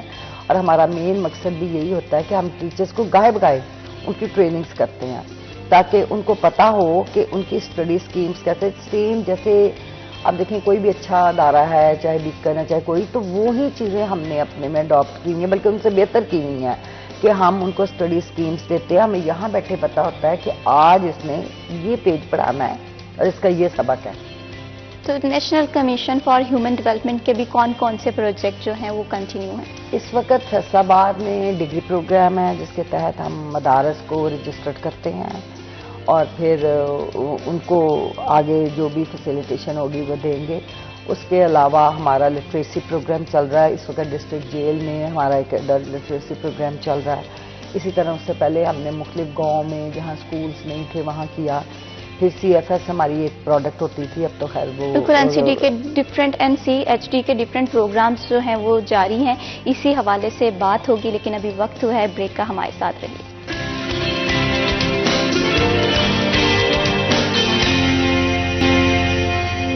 Welcome back. بات ہو رہی ہے national commission for human development کس طرح سے سوسائٹی میں ایک پازیٹیو چینج لے کر آ رہا ہے. اسی پر بات کرنے کے لیے ہمارے ساتھ اسٹوڈیو میں موجود ہیں Uzma Fida Khawaja, deputy director national commission for human development ہیں. Thank you so much once again for joining us. Break پہ جانے سے پہلے ہم بات کر رہے تھے national commission for human development کے مختلف پروجیکٹس چل رہے ہیں, وہ پروجیکٹ کون کون سے ہیں؟ اس وقت چل رہا ہے ڈگری پروگرام. اس کے علاوہ ہم مانیٹرنگ پروگرام کر رہے ہیں بیما کی اور ٹیف کی, اور اس کے ساتھ یہ ہے کہ ہم BISP کے ساتھ مل کے ایک ہمارا پروگرام چل رہا ہے انرولمنٹ کا, اور اس میں ہم کام کر رہے ہیں مختلف مطلب سروے کر جو خواتین جن کو پیسے وغیرہ ملتے ہیں ان کے بچوں کو بھی ہم انرول کر رہے ہیں. یعنی ہم سوتے جاگتے کھاتے پیتے ایجوکیشن ایجوکیشن ایجوکیشن, اور واقعی اب ہمیں خواب میں بھی یہی نظر آتا ہے کہ ہم نے کسی نہ کسی کو بالکل آپ جس نیک مقصد کے تحت سوسائٹی میں ایک پازیٹیو چینج لے کر آ رہے ہیں, یہ بہت کم لوگ ہیں جو اس پہ ورکنگ کرتے ہیں. اب میں جاننا چاہوں گی کہ ایک پروجیکٹ تھا کمیونٹی فیڈر اسکولنگ کا, یہ پروجیکٹ کیا تھا؟ لیکن ہم لوگ تو جانتے ہیں ایک بہت اچھا پروجیکٹ تھا, لیکن ہمارے ناظرین سننا چاہتے ہیں کہ آخر یہ پروجیکٹ کیا تھا. CFS کمیونٹی فیڈر اسکول جو تھا بیسیکلی یہ ہماری سب سے اچھی پروڈکٹ تھی. اس کا مقصد یہ تھا کہ جہاں 2 کلومیٹر کے ریڈیس پہ اسکول نہیں تھے وہاں پہ ہم بچوں کو ایجوکیشن کے لیے کوئی مطلب پلیٹ فارم دینا چاہتے تھے. تو ہم لوگ یہ کرتے تھے کہ ہم کمیونٹی سے ٹیچر لیتے تھے اور ایک کمیونٹی سلیکٹ کرتے تھے جہاں پہ جس کے اراؤنڈ 2 کلومیٹر کے ریڈیس پہ کوئی اسکول نہ ہو, تو ہم وہاں پہ یا کسی فلوتھراپسٹ کے ذریعے یا اپنی سوشل موبلائزیشن کے ذریعے ہم وہاں کوئی ایک جگہ ارینج کرتے تھے, اور وہاں ٹیچر جو ہوتی تھی وہ بھی کمیونٹی کی لیتے تھے, کیونکہ ہمارا مقصد یہ تھا جو کمیونٹی کی ٹیچر ہے وہ بچوں کو بھی اچھی طرح جانتی ہے, پیرنٹس کو بھی اچھی طرح جانتی ہے, اور کمیونٹی کی نیڈز کو بھی اچھی طرح جانتی ہے. تو ہم اس کو سلیبس دیتے تھے, اس کو ٹریننگ دیتے تھے, وہ ان بچوں کو پڑھاتی تھی, اور ان کا سلسلہ نمبر تھا گورنمنٹ اسکول میں. یعنی ہمارا جو پیرنٹ اسکول ہوتا تھا وہ ریگولر جو ایجوکیشن کا ڈپارٹمنٹ ہے اس کے انڈر جو سرکاری اسکول ہے اس کے پاس ہوتا تھا. تو ہم نے ان کو رول نمبر الاٹ ہوتے تھے, اور پھر ہم ان کے ساتھ مل کے کام کرتے تھے. بالکل, اور رزلٹ بھی وہ اسی طرح سے ہوتا تھا جس اور وہ پیرنٹس جو اسکول ہوتا تھا وہ بھی ہماری ٹیچر کو بھی مانیٹر کرتا تھا, ہم بھی مانیٹر کرتے تھے, تھرڈ پارٹی ویلیڈیشن بھی ہوتی تھی, اور اسٹوڈنٹس کو پڑھایا جاتا تھا. اور کبھی کبھی تو ہمارے ایسے اسکول تھے جو شیلٹر لیس تھے, ہم نے ڈیروں پہ مطلب درختوں کے نیچے اس طریقے سے کیا. پھر ہم نے کچھ اسکول ایسے بھی تھے جس میں ہم نے کمیونٹی کی مدد سے باقاعدہ کمرے تعمیر کیے, باقاعدہ مطلب ایسا انتظام کیا کہ وہ اسکول ایک اسٹینڈرڈ اسکول پہ جو ایک پیرامیٹر ہوتا ہے اس پہ آ سکے، چارٹس لگانے، اور پھر انہوں نے ٹیچرز نے ان کو پینٹ کرنا، جیسے ایک مونٹیسری ہوتی ہے اس ٹائپ کا بنانا، یہ سارا ہوتا ہے۔ عظمیٰ صاحبہ، میں یہاں پر آپ سے جاننا چاہوں گی کہ آپ کو اتنی موٹیویشن آخر کہاں سے مل رہی ہیں، جس طرح سے ماشاءاللہ آپ سوسائٹی میں اپنا پازیٹیو کردار ادا کر رہی ہیں؟ میڈم بات یہ ہے کہ میں نا بیسیکلی پورے پاکستان میں واحد عورت تھی جو کار ڈیلر رجسٹر تھی۔ تو ایک دفعہ میں جا رہی تھی اسی طرح جیلم کے پاس، تو وہاں نا میری گاڑی خراب ہو گئی، تو وہاں تھا پہلا قدم۔ تو میں نا ایسے میں نے کہا چلو جتنی دیر یہ گاڑی ٹھیک کر رہا ہے تو میں دیکھوں کہ یا ارد گرد ایسے ہی وہاں مجھے عورتوں کی آوازیں آئی، میں وہاں چلی گئی، جا کے دیکھنے لگ گئی۔ وہ تھا اڈلٹ لٹریسی سینٹر MCHD کا۔ تو ٹیچر ان بوڑھی خواتین کو، مختلف ایج گروپس کی خواتین کو نا پڑھا رہی تھی، تو مجھے بڑا اچھا لگا۔ میں نے کہا کہ یار دیکھو یہ چینج یہ ہے، زندگی تو سب نے گزارنی ہے، مگر ایسی زندگی جس میں کسی کا کچھ بھلا ہو جائے۔ اور دیکھیں آپ ہیں، میں، جب ہم نے یہاں سے چلے جانا ہے، ہمارے اعمال ہی ہمارے کام آنے ہیں۔ تو بس مجھے یہ سارا دیکھا تو میں نے پہلا قدم کو سرچ کرنا شروع کر دیا، پھر مجھے یہ اچھا لگنے لگ گیا۔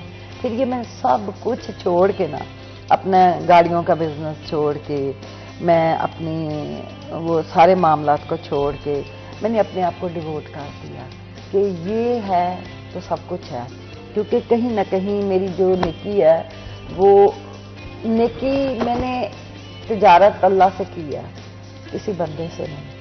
تو مجھے کوئی کچھ اس بات سے فرق نہیں پڑتا کہ میرے پاس بہت کچھ ہونا چاہیے۔ جو میں نے لائف گزاری ہے وہ بہت ڈفرینٹ تھی، مگر اس لائف میں سکون بڑا ہے۔ جب آپ ایک بندے کو بھی پڑھنا لکھنا سکھاتے ہیں اور وہ ترجمے کے ساتھ قرآن کریم پڑھتا ہے نا، اوہو جو اس کا لطف ہے میں بتا ہی نہیں سکتی۔ اور کسی کے آپ ایک دفعہ بھی کام آ جائے نا تو آپ کے اندر جو سکون، یس آئی ہیو ڈن دس۔ بالکل، سوسائٹی میں کہیں نہ کہیں ہم دیکھتے ہیں کہ بہت سارے لوگ ایک دوسرے سے یہ شکایت کرتے ہوئے نظر آتے ہیں کہ ہماری زندگیوں میں سکون نہیں ہے۔ وہ کہیں نہ کہیں اللہ کی راہ میں خرچ کرنا شروع کر دیں، لوگوں کی فلاح و بہبود کے لیے کام کرنا شروع کر دیں تو ان کی زندگیوں میں یقیناً سکون آئے گا۔ جب آپ کمیونٹی ڈیولپمنٹ کے لیے بات کرتے ہیں تو ظاہر سی بات ہے بہت زیادہ مشکلات کا سامنا کرنا بھی پڑتا ہوگا، تو آپ تھوڑا سا بتائیں کہ مشکلات کیا تھی، چیلنجز کیا تھے، کس طرح سے اوور کم کیا؟ جو دیکھیں نا، جہاں 2 کلومیٹر کے ریڈیس میں سکول نہیں تھے، اس کا مطلب یہ تھا کہ وہ جگہ ایسی تھی جہاں پہ ٹریولنگ مشکل ہے۔ اس وقت MCHD پورے پاکستان میں ایسی جگہوں پہ بھی کام کر رہی ہے جہاں جانا ہی جان جوکھوں کا کام ہوتا ہے۔ تو وہ سارے ایک تو یہ مسئلہ آتا ہے، دوسرا ہمارے فنڈز بڑے محدود سے ہوتے ہیں۔ تو مطلب ہمارے ساتھ جو ہم لوگ پھر آؤٹ آف باکس ایکٹیویٹیز کرتے ہیں، زیرو بجٹ کے ساتھ بھی کرتے ہیں، کہ ہمارا لائزون جو فلوتھراپسٹ کے ساتھ ہوتا ہے، ہم ان کے ساتھ مل کے کام کرتے ہیں۔ تو ان لوگوں سے مطلب کہہ دیتے ہیں کہ یہ ہمیں یہ کام کر دیں۔ اب جیسے ہم ڈسٹرکٹ جیل میں اب اڈلٹ لٹریسی چلا رہے ہیں، تو وہ جو یا بوسٹل جیل میں ہم نے اڈلٹ لٹریسی سینٹرز چلائے ہیں، تو وہ بھی زندگی میں نکھار ان کا پیدا کر رہے ہیں کہ کوئی نہ کوئی ان میں پازیٹیوٹی آئے۔ اور ساتھ جو ہمارے اڈلٹ لٹریسی ہے نا، وہ صرف یہ سینٹر نہیں ہوتے کہ جی پڑھنا لکھنا سکھایا، ہم ان کو اسکلفل کرتے ہیں، ان کو مختلف جیسے فیمیلز تھیں تو ان کو ہم کسی کو دوپٹے رنگنا سکھا دیا، 4 پہیاں بننی سکھا دیں، ان کو انٹرپرینیورشپ کی طرف لے گئے، ان کا لائزون کروا دیتے ہیں ایسے اداروں کے ساتھ جن کے ساتھ مل کے وہ کام کریں۔ پھر ان کا ہیلتھ کے ساتھ، یعنی ان کو ہیلتھ فیسلٹیز ملتی ہیں، میڈیکل کیمپس لگتے ہیں، مطلب ایک عام عورت کی زندگی کو بہتر کرتے ہیں تاکہ وہ پورے کنبے کو بہتر عظمیٰ صاحبہ مجھے یہ بتائیے گا، جس طرح آپ نے بات کی کہ جیل میں آپ کے بہت زیادہ لٹریسی ریٹ کو پروموٹ کرنے کے لیے پروجیکٹ چل رہے ہیں، تو جب آپ گئے تو وہاں پر قیدیوں کی صورتحال دیکھی ہوگی اور اس کے بعد انہیں کس طرح سے راغب کیا تعلیم کی جانب، کیا کیا مسائل آئے؟ اس میں نا جو DIG جیل خانہ جاتا ہے نا، علی رضا صاحب، ان کا بھی بڑا کردار ہے، اور جو اس وقت فاروق سپرنٹینڈنٹ، ڈسٹرکٹ سپرنٹینڈنٹ ہے، ان کا بھی بڑا۔ فاروق صاحب تو خود ہمارے پیچھے پڑ جاتے ہیں کہ میرے یہ چیزیں کیوں نہیں ہوئی، یعنی ہم فیمیلز کا الگ کر رہے ہیں، میلز کا الگ کر رہے ہیں، اور یہ ہوتا ہے کہ انہی قیدیوں میں سے ہم جو پڑھا لکھا قیدی ہوتا ہے نا اس کو ٹیچر لے لیتے ہیں. باقاعدہ بیس لائن سروے ہوتا ہے کہ یہ نہ ہو کہ جو پہلے پڑھا لکھا ہو ہم اس کو انرولڈ کر لیں. مطلب لوگ کبھی کبھی گنتیاں پوری کرنے کے لیے بالکل کاروائی کرنے کے لیے وہ اپنا ریکارڈ مینٹین رکھتے ہیں. گوسٹ اسکول جس طرح تھے کسی دور میں کسی ادارے کے, میں اس کا نام نہیں لینا چاہتی, تو وہ ہم پھر ان کے پہلے بیس لائن سروے کرتے ہیں, پھر اس سے ہمیں اندازہ ہو جاتا ہے کہ اس کو پڑھنا لکھنا نہیں آتا, پھر ہم اس کو پڑھنا لکھنا سکھاتے ہیں. تو وہ جو قیدی ہیں جنہوں نے وہاں رہنا ہے تو وہ جب وہ پڑھنا لکھنا سیکھ لیتے ہیں تو پھر ان کے لیے مزید آسانیاں ہو جاتی ہیں. جیسے ای او ٹی او کا جو شروع میں ہم نے بات کی تھی, ایچ ون ٹیچ ون, اب دیکھیں اس میں جو بچے مطلب 9 سے لے کر 12th کلاس تک کے اسٹوڈنٹس ہیں اور ان کے ذمہ ہے ایک بندے کو پڑھانا, ایٹ لیسٹ 1 لرنر. اب ان کو جیسے ہمارے دور میں این سی سی کی ہمیں ٹریننگ ہوتی تھی تو ہمیں 10 نمبر یا 15 نمبر اضافی ملتے تھے, اسی طرح ان کو وہ ملیں گے. اسی انیشیٹو ہے نا یہ, اور انسینٹیو بھی ہے. پھر جو بی اے لیول کے ہے اس نے ایٹ لیسٹ 2 لرنرز کو کرنا ہے, اس طرح ماسٹرز نے 3 کو کرنا ہے.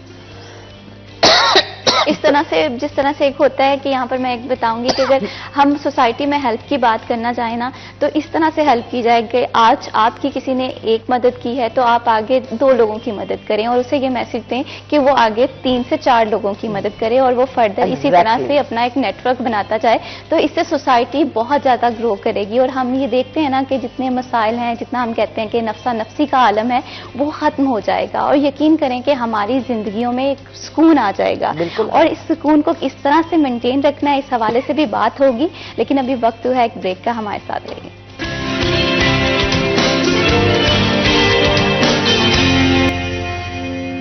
Welcome back. بات ہو رہی ہے ایچ ون ٹیچ ون اور اس سے کس طرح سے ہم سوسائٹی میں امپلیمنٹ کریں گے. اسی پہ بات کرنے کے لیے ہمارے پاس عثمہ صاحبہ موجود ہیں جو کہ ڈپٹی ڈائریکٹر ہیں national commission for human development کی. میڈم سب سے پہلے تو یہ بتائیں کہ جو بے نظیر انکم سپورٹ ہے اس پروگرام کے حوالے سے بھی ظاہر سی بات ہے آپ کام کر رہی ہیں, تو کن کن اداروں کو آپ آن بورڈ رکھتی ہیں؟ ہم جو بی آئی ایس پی کے ساتھ تو ہم یہ کر رہے ہیں کہ جن عورتوں کو وظیفہ ملتا ہے نا, ہم ان کے جو بچے نہیں پڑھ رہے ان کو ہم انرولڈ کر رہے ہیں. تو ہم انہیں کہتے ہیں کہ اپنے بچوں کو اسکول میں داخل کرواؤ اور وہ ہمیں وہ ان کے جو سرٹیفکیٹس وغیرہ دیتے ہیں تو پھر ہم ان کو تعلیمی وظائف دیتے. بے نظیر انکم سپورٹس پروگرام جو ہے وہ صرف خواتین کو پیسے نہیں دیتا. یہ جو عام کانسیپٹ ہے نا کہ بے نظیر عورتوں کو ہی پیسے دیتا ہے بے نظیر انکم سپورٹ, وہ نہیں ہے. اس کے ساتھ ساتھ ان کے اور بھی پروگرامز ہیں. ان کے پروگرامز میں یہ ہے کہ جو بچے پڑھتے ہیں ان کے تعلیمی وظائف بھی ملتے ہیں اور وہ کلاس وائز ہوتے ہیں ڈفرینٹ. ہاں بیٹیوں کے زیادہ ہیں جیسے. اسی طرح نشو و نما کا پروگرام ہے تو ہم لوگوں کو اویئرنیس بھی دیتے ہیں کہ جی اس کے تحت تمہیں یہ مل رہا ہے اور ہم بچوں کو انرول کرتے ہیں تاکہ میکسیمم بچے اسکول جائیں. جو عورتیں بے نظیر کے پیسے لینے والی فیملیز ہوتی ہیں نا ان کو پھر لالچ ہوتا ہے کہ سانو بچیاں کے پیسے بھی ملیں, تو وہ پھر بچے کا بھلا ہو جاتا ہے, بچہ پڑھنے کی طرف وہ لگا دیتے ہیں کہ اس کا بھی وظیفہ ملے گا. تو اس طریقے سے ہم کر رہے ہیں. صاحب یہ بھی بتائیے گا کہ کہتے ہیں کہ حقدار کو اس کا حق ملنا چاہیے, تو بہت ساری ایسی رجسٹریشن بھی آتی ہوں گی جو کہ مطلب اس کرائٹیریا کو میٹ نہیں کرتی ہوں گی, تو کس طرح سے چیک اینڈ بیلنس رکھا جاتا ہے؟ یہ نا جو بی آئی ایس پی والے ہیں نا ان کا ایک کرائٹیریا ہے کہ یہ سروے ہمارا ہوتا ہے, نادرا کے لوگ بھی بیٹھتے ہیں, ہمارے لوگ بھی بیٹھتے ہیں, بی آئی ایس پی کے لوگ بھی بیٹھتے ہیں.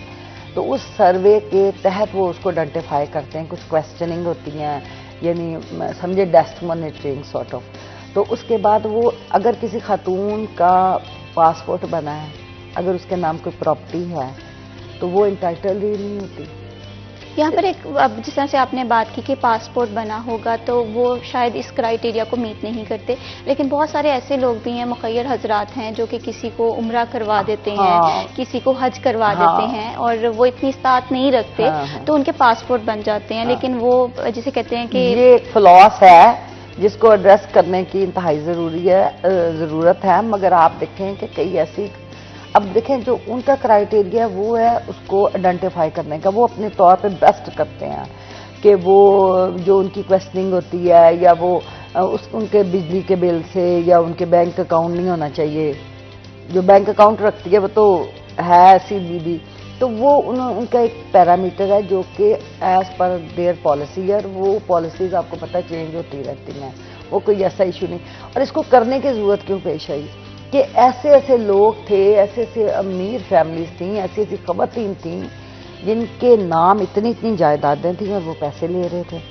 تو ظاہر ہے گورنمنٹ تو پوری کوشش کر رہی ہے کہ حقدار کو حق ملے، حقدار کو بھی جاگنا پڑے گا، اسی طرح ہی نظام چلتا ہے۔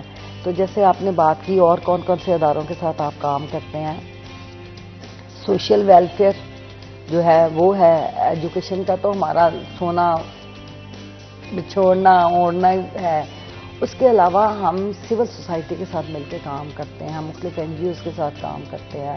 اب جیسے ایچ ون ٹیچ ون میں ہم نے یونیورسٹیز کے ساتھ مل کے کام کر رہے ہیں، ہم تو ہر جگہ کام کرنے کو تیار ہیں، ہم آؤٹ آف باکس ایکٹیویٹیز کرتے ہیں، میڈیکل کیمپس لگاتے ہیں، گائنی کے کیمپس لگاتے ہیں۔ تو پھر جو خواتین، جیسے ایک دفعہ یہ ہوا کہ ایڈلٹ لٹریسی سینٹر کے لیے ہم نے 25 لرنر نے لینی دی، تو ایک دو لرنرز تھی نا جو پرابلم کر رہی تھی، تو وہ پوچھتے جی، وہ کہتی جی میرا بندہ کام نہیں کرتا، میں کمان جانا ہے، کوئی بیمار ہے، میں ہوں اتنے آواں تو میرا حرج ہوندا ہے یہ وہ۔ پھر میں نے میڈیسن کمپنی کے ساتھ بات کر کے ان کے گھر میں وہ جو گتا تھا نا وہ پھینکوا دیا، یعنی ان کے اور ان کے بچے جو ہے نا وہ گتے کو ڈبیوں میں کنورٹ کرتے تھے جو میڈیسن کے اوپر کور نہیں ہوتا وہ، تو ان کو روزگار ملتا تھا۔ اب ان کو جب گھر میں روزگار ملتا تھا تو وہ خوشی خوشی پڑھنے آتی تھی۔ اسی طریقے سے ہم نے ان کو ایسے سکلز دکھائے، کسی کو بیوٹیشن کے کورس کرتے تھے ہم نے نا، جیسے انٹرنیشنل ادارے کرتے ہیں، اپروچ بک ہمارا ایک سپلیمنٹری مٹیریل ہوتا تھا، اس میں مطلب لیکچرز بھی لگتے تھے، یعنی مذہب اور پھر اخلاقیات، پھر پرسنل ہائیجینک، پھر بیوٹیشین کے، اور پھر کسی نہ کسی ایسے ہنر کے، جیسے ہم ان کو کوئی ایسے سنیکس بنانے سکھا دیتے تھے جو وہ ان کے بچے بیچ آتے تھے یا ان کے ہسبینڈ بیچ آتے تھے، تو ان کی انکم ہو جاتی تھی۔ جو ان کی سکلز تھی وہ ہم آگے انٹروڈیوس کرتے تھے۔ اب جیسے ایڈلٹ لٹریسی سینٹر کے ساتھ ساتھ ایکسلریٹنگ لرننگ پروگرام ہے، مدارس کے بچے کمپیوٹر پہ کام کر رہے ہیں، ان کے سلیبس میں کمپیوٹر شامل ہے۔ اسی طرح ہی ہم مطلب تھوڑا تھوڑا کر کے چینج کریں، یعنی ایکسلریٹنگ لرننگ کا مطلب ہے کم وقت میں زیادہ۔ بالکل ناصر بھائی، یہاں پہ میں آپ سے یہ بھی جاننا چاہوں گی، ایجوکیشنز کے ساتھ ساتھ سکلز ہونا کتنا ضروری ہے؟ بے حد ضروری ہے۔ اب دیکھیں ہمارے معاشرے میں کتنے بچے ہیں جو MA بھی ہیں، PhD بھی ہیں، فارغ ہیں، تو اگر پڑھنے کے ساتھ ساتھ ایجوکیشن کے ساتھ ساتھ کوئی ہنر آتا ہو تو میرا خیال ہے بہت اچھا ہوتا ہے، کیونکہ ایجوکیشن جو ہے وہ انسان کو بہتر کرتی ہے، اس کے ارد گرد کے ماحول کو بہتر کرتی ہے۔ اگر یہ سوچ کے لی جائے اور ساتھ یہ کیا جائے کہ ہم نے اس کو کیریئر میں استعمال کرنا ہے۔ اب دیکھیں ہمارے کنٹری میں اتنا نہیں ہے، اب ہو گیا ویسے رجحان، باہر کے کنٹریز میں بچے پڑھتے ہیں، ساتھ جو نوکریاں کرتے ہیں، ساتھ کام سیکھتے ہیں، تو سکلڈ ورکر ہونا انتہائی ضروری ہے آج کے دور میں۔ اور جو سکلڈ ورکر ہے وہ کم سے کم اتنا ڈپریشن میں نہیں جاتا۔ دیکھو جب آپ MA کرتے ہو تو آپ کے خواب ہوتے ہیں کہ ہم نے بہت اچھے ادارے میں کام کرنا ہے، ہماری بڑی اچھی پلیسمنٹ ہوتی ہے۔ اب دیکھیں نوکریوں کے مواقع کم ہیں، مگر ہنر کہیں بھی استعمال۔ اب میرے پاس اگر مجھے مطلب میں اگر اپنے آپ کو، اب تو ظاہر ہے کوئی ایسا کام کرتی ہوں، یا جیسے پڑھا لکھا بندہ ہے اگر وہ کسی کو پڑھاتا ہے تو اگر وہ کسی اکیڈمی میں جاتا ہے تو اس نے مہینے کے بعد اپنے لیے پین بھی خرید لینا ہے، اچھے کپڑے بھی خرید لینے ہیں، اور اپنی گاڑی میں فیول بھی ڈلوا لینا ہے اور پہنچ جانا پھر پڑھانے۔ ہمیں اپنے ہنر کو، اپنے علم کو ٹرانسمٹ کرنا ہے، بالکل جسے کہتے ہیں نا کہ آپ راستہ اگر جانتے ہیں تو راستہ دکھانا بہت ضروری ہے. تو ابھی ہم بات کر رہے تھے اسکلز کی، تو آپ کیا سمجھتے ہیں کہ آج کل جو top of the list skills ہیں وہ کون سی ہیں؟ آج کل بچے بیچارے بڑے شوق سے کر رہے تھے امازون کا کام اور او ایس سی کر رہے تھے، مگر ہوا کیا، اب اس پہ بھی مطلب ٹیکنیکل پرابلمز آ گئیں. تو ہنر جو پہلے تو آئی ٹی کی سکلز کی طرف لوگ بھاگ رہے تھے، اب میں تو سمجھتی ہوں کہ اس کے ساتھ ساتھ جیسے بیوٹیشین ہے، جیسے الیکٹرک کا ہے. بالکل عظمیٰ صاحبہ، یہیں گفتگو کا تسلسل جاری رکھیں گے، لیکن ابھی وقت ہوا ہے ایک بریک کا، ہمارے ساتھ رہیے.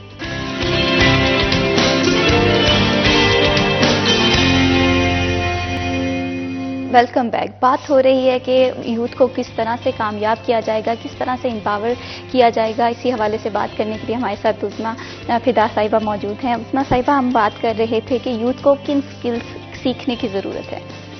سکلز دو طرح کی ہوتی ہیں، ایک ہوتی ہے پرسنل سکلز. پرسنل سکل میں آپ کا سیلف کنٹرول آ جاتا ہے، آپ کا لرننگ کیپیسٹی آ جاتی ہے، آپ کی اڈاپشن کیپیسٹی آ جاتی ہے، آپ کی کریٹیکل تھنکنگ آ جاتی ہے، اور آپ کی مطلب اڈاپشن کی اسکل آ جاتی ہے. آپ اگر اس کی بات کر رہے ہیں تو وہ تو ہر بندے کو ضرورت ہے، چاہے وہ ینگ ہے، چاہے وہ بوڑھا ہے، چاہے وہ بچہ ہے. سیلف کنٹرول، یوتھ میں سیلف کنٹرول کا ہونا بہت ضروری ہے. یہ وہ اسکل ہے جو ان کی پرسنل اسکل ہے. اب آ جائیں آپ ٹیکنیکل اسکلس کی طرف. تو ٹیکنیکل سکلز میں یوتھ کے لیے جیسے آئی ٹی بہت ہے، کریٹیکل تھنکنگ بہت ہے. اب تو ڈیٹا انالیسس سیکھنا چاہیے. اگر پڑھا لکھا ہے، تھوڑا بہت کمپیوٹر سے شغف ہے تو ڈیٹا انالیسس کر سکتا ہے. اس کے علاوہ رپورٹ رائٹنگ کر سکتا ہے، ویب سائٹس پہ آرٹیکلس لکھ سکتا ہے. اور اگر اس کے پاس کمپیوٹر کی وہ اسیس نہیں ہے یا وہ نالج نہیں ہے تو وہ کوئی ایسا اسکل سیکھ سکتا ہے جو الیکٹریشین ہو یا کوئی پلمبرنگ کا ہو، جس کا اس کو کسی دیکھیں آپ کو ہر موقع پر ضرورت پڑتی ہے، گھر میں بھی پڑتی ہے. اور ایون کہ لوگوں کو تو اتنا ابھی نہیں پتا کہ ہماری جو منسٹری ہے نا، ایجوکیشن اینڈ پروفیشنل ٹریننگ، اس کا ایک ادارہ نیفٹیک بھی ہے، تو ایک این ٹی بی بھی ہے، ایک وہ بھی ہے این سی آر ڈی بھی ہے. تو لوگوں کو وہاں سے اگر لوگ ٹریننگ لیں، اور ایون یہ ورکشاپس جو ہیں یہ ہم لوگوں کے ساتھ ایگریمنٹ کر لیں اور لوگوں کے ساتھ ایم او یو کر لیں، ہم نے کہا تو ان سے پیسے لینے ہیں، تو جو اسٹوڈنٹس ان کے پاس کام کرتے ہیں ہم ان کو پڑھنا لکھنا بھی سکھا سکتے ہیں. اور ان کے جو ادارے ہیں وہ نیب ٹیک کے ساتھ اگر ہم ان کو اٹیچ کرا دیتے ہیں تو ان کو باقاعدہ ادھر سے ان بچوں کے لیے اسکالرشپ بھی ملے گا. تو ایسی چیزیں ہو سکتی ہیں. ابھی تو بڑا کام، اس میں بڑا پوٹینشیل ہے. بالکل، ایک ایسی فیلڈ ہے جس میں جیسے کہتے ہیں کہ برانچز نکلتی ہیں اور ہر برانچ پہ کام ہونا ضروری ہے. یہاں پر میں بات کر رہی ہوں اسٹریٹ سکولز کی. اگر ہم دیکھیں بہت سارے کنٹریز ہیں جو کہ اسٹریٹ سکولز پہ کام کر رہے ہیں.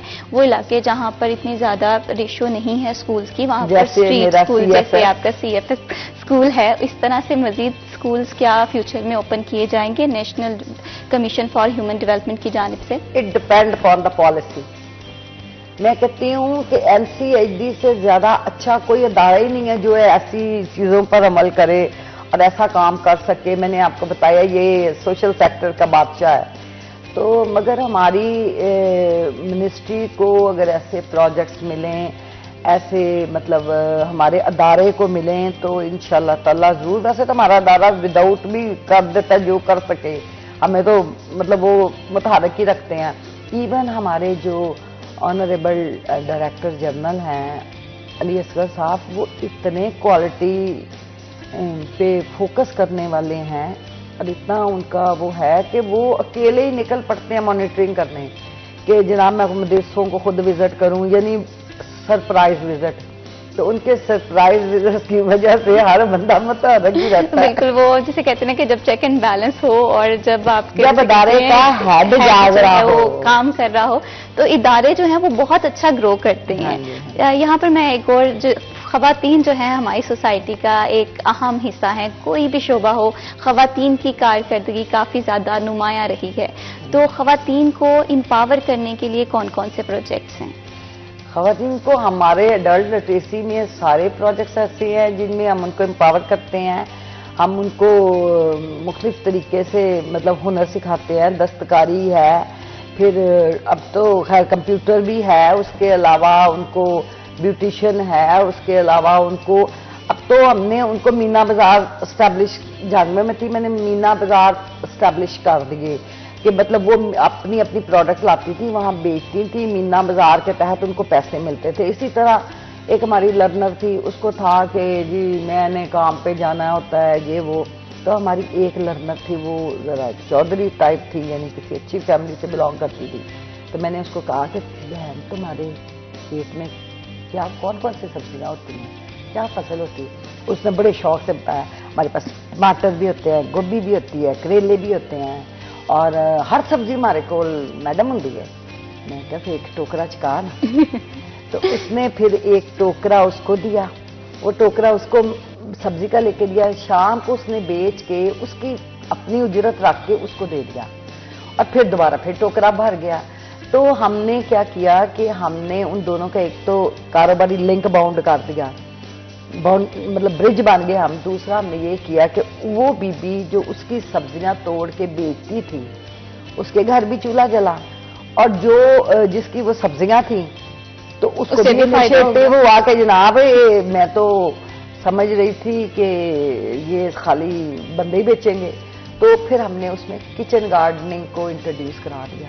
اب کچن گارڈننگ آپ یقین کریں گے اس وقت اگر آپ میرے گھر میں جائیں نا تو میرے گھر میں جو ٹب, جو کوئی ایسی چیز, ایون مطلب لان تو ہے ہی مگر جو بھی چیز ہے نا جو ٹوٹتی ہے نا میں اس میں مٹی ڈالتی ہوں, اس میں 2 لہسن کی بوٹیاں ڈال دیتی ہوں. بالکل یہ ہر سمجھدار خاتون جو ہے نا وہ گھر میں انہوں نے گارڈننگ کی ہوئی ہے, اور یہ بہت مفید بھی ہے. اس سے نہ صرف ہم آرگینک ہاں سبزیاں, تازہ سبزیاں ملتی ہیں, بلکہ ساتھ ہی ساتھ گندے پانی کے بغیر بالکل ساتھ ہی ساتھ جو بجٹ کا ہے نا وہ بھی ایشو ریزالو ہو جاتا ہے. تو یہاں پر ہم بات کر رہے تھے, خواتین کی بات ہو گئی ہے, سارا بات ہو گیا. میں یہی دعا کرتی ہوں کہ اللہ تعالیٰ آپ کو مزید کامیابیاں دے, اللہ تعالیٰ اس پروجیکٹ کے تحت آپ جس مقصد کو مزید ترقیاں دے, اور اس میں بسنے والے اور اس میں کام کرنے والے ہر لوگوں کو اس طرح حل ہے کہ وہ ایک دوسرے کے لیے راستہ نکالیں. بالکل. Thank you so much for joining us. بہت اچھا لگا آپ سے مل کے. آپ جس طرح سے سوسائٹی کی چینج کے لیے بات کر رہے ہیں, ہر شہری کو اس طرح سے کردار ادا کرنا پڑے گا, اور بہت جلد ہم ایک ایسا معاشرہ دیکھیں گے جہاں پر ہر شہری کو اس کا حق ملے گا. بس تھوڑی سی ضرورت ہے, تھوڑا سا کام کرنا. میں آپ سب مل کر اپنے معاشرے کو بہتر کر سکتے ہیں. اسی کے ساتھ میں شبید کو دیجیے اجازت. اللہ حافظ.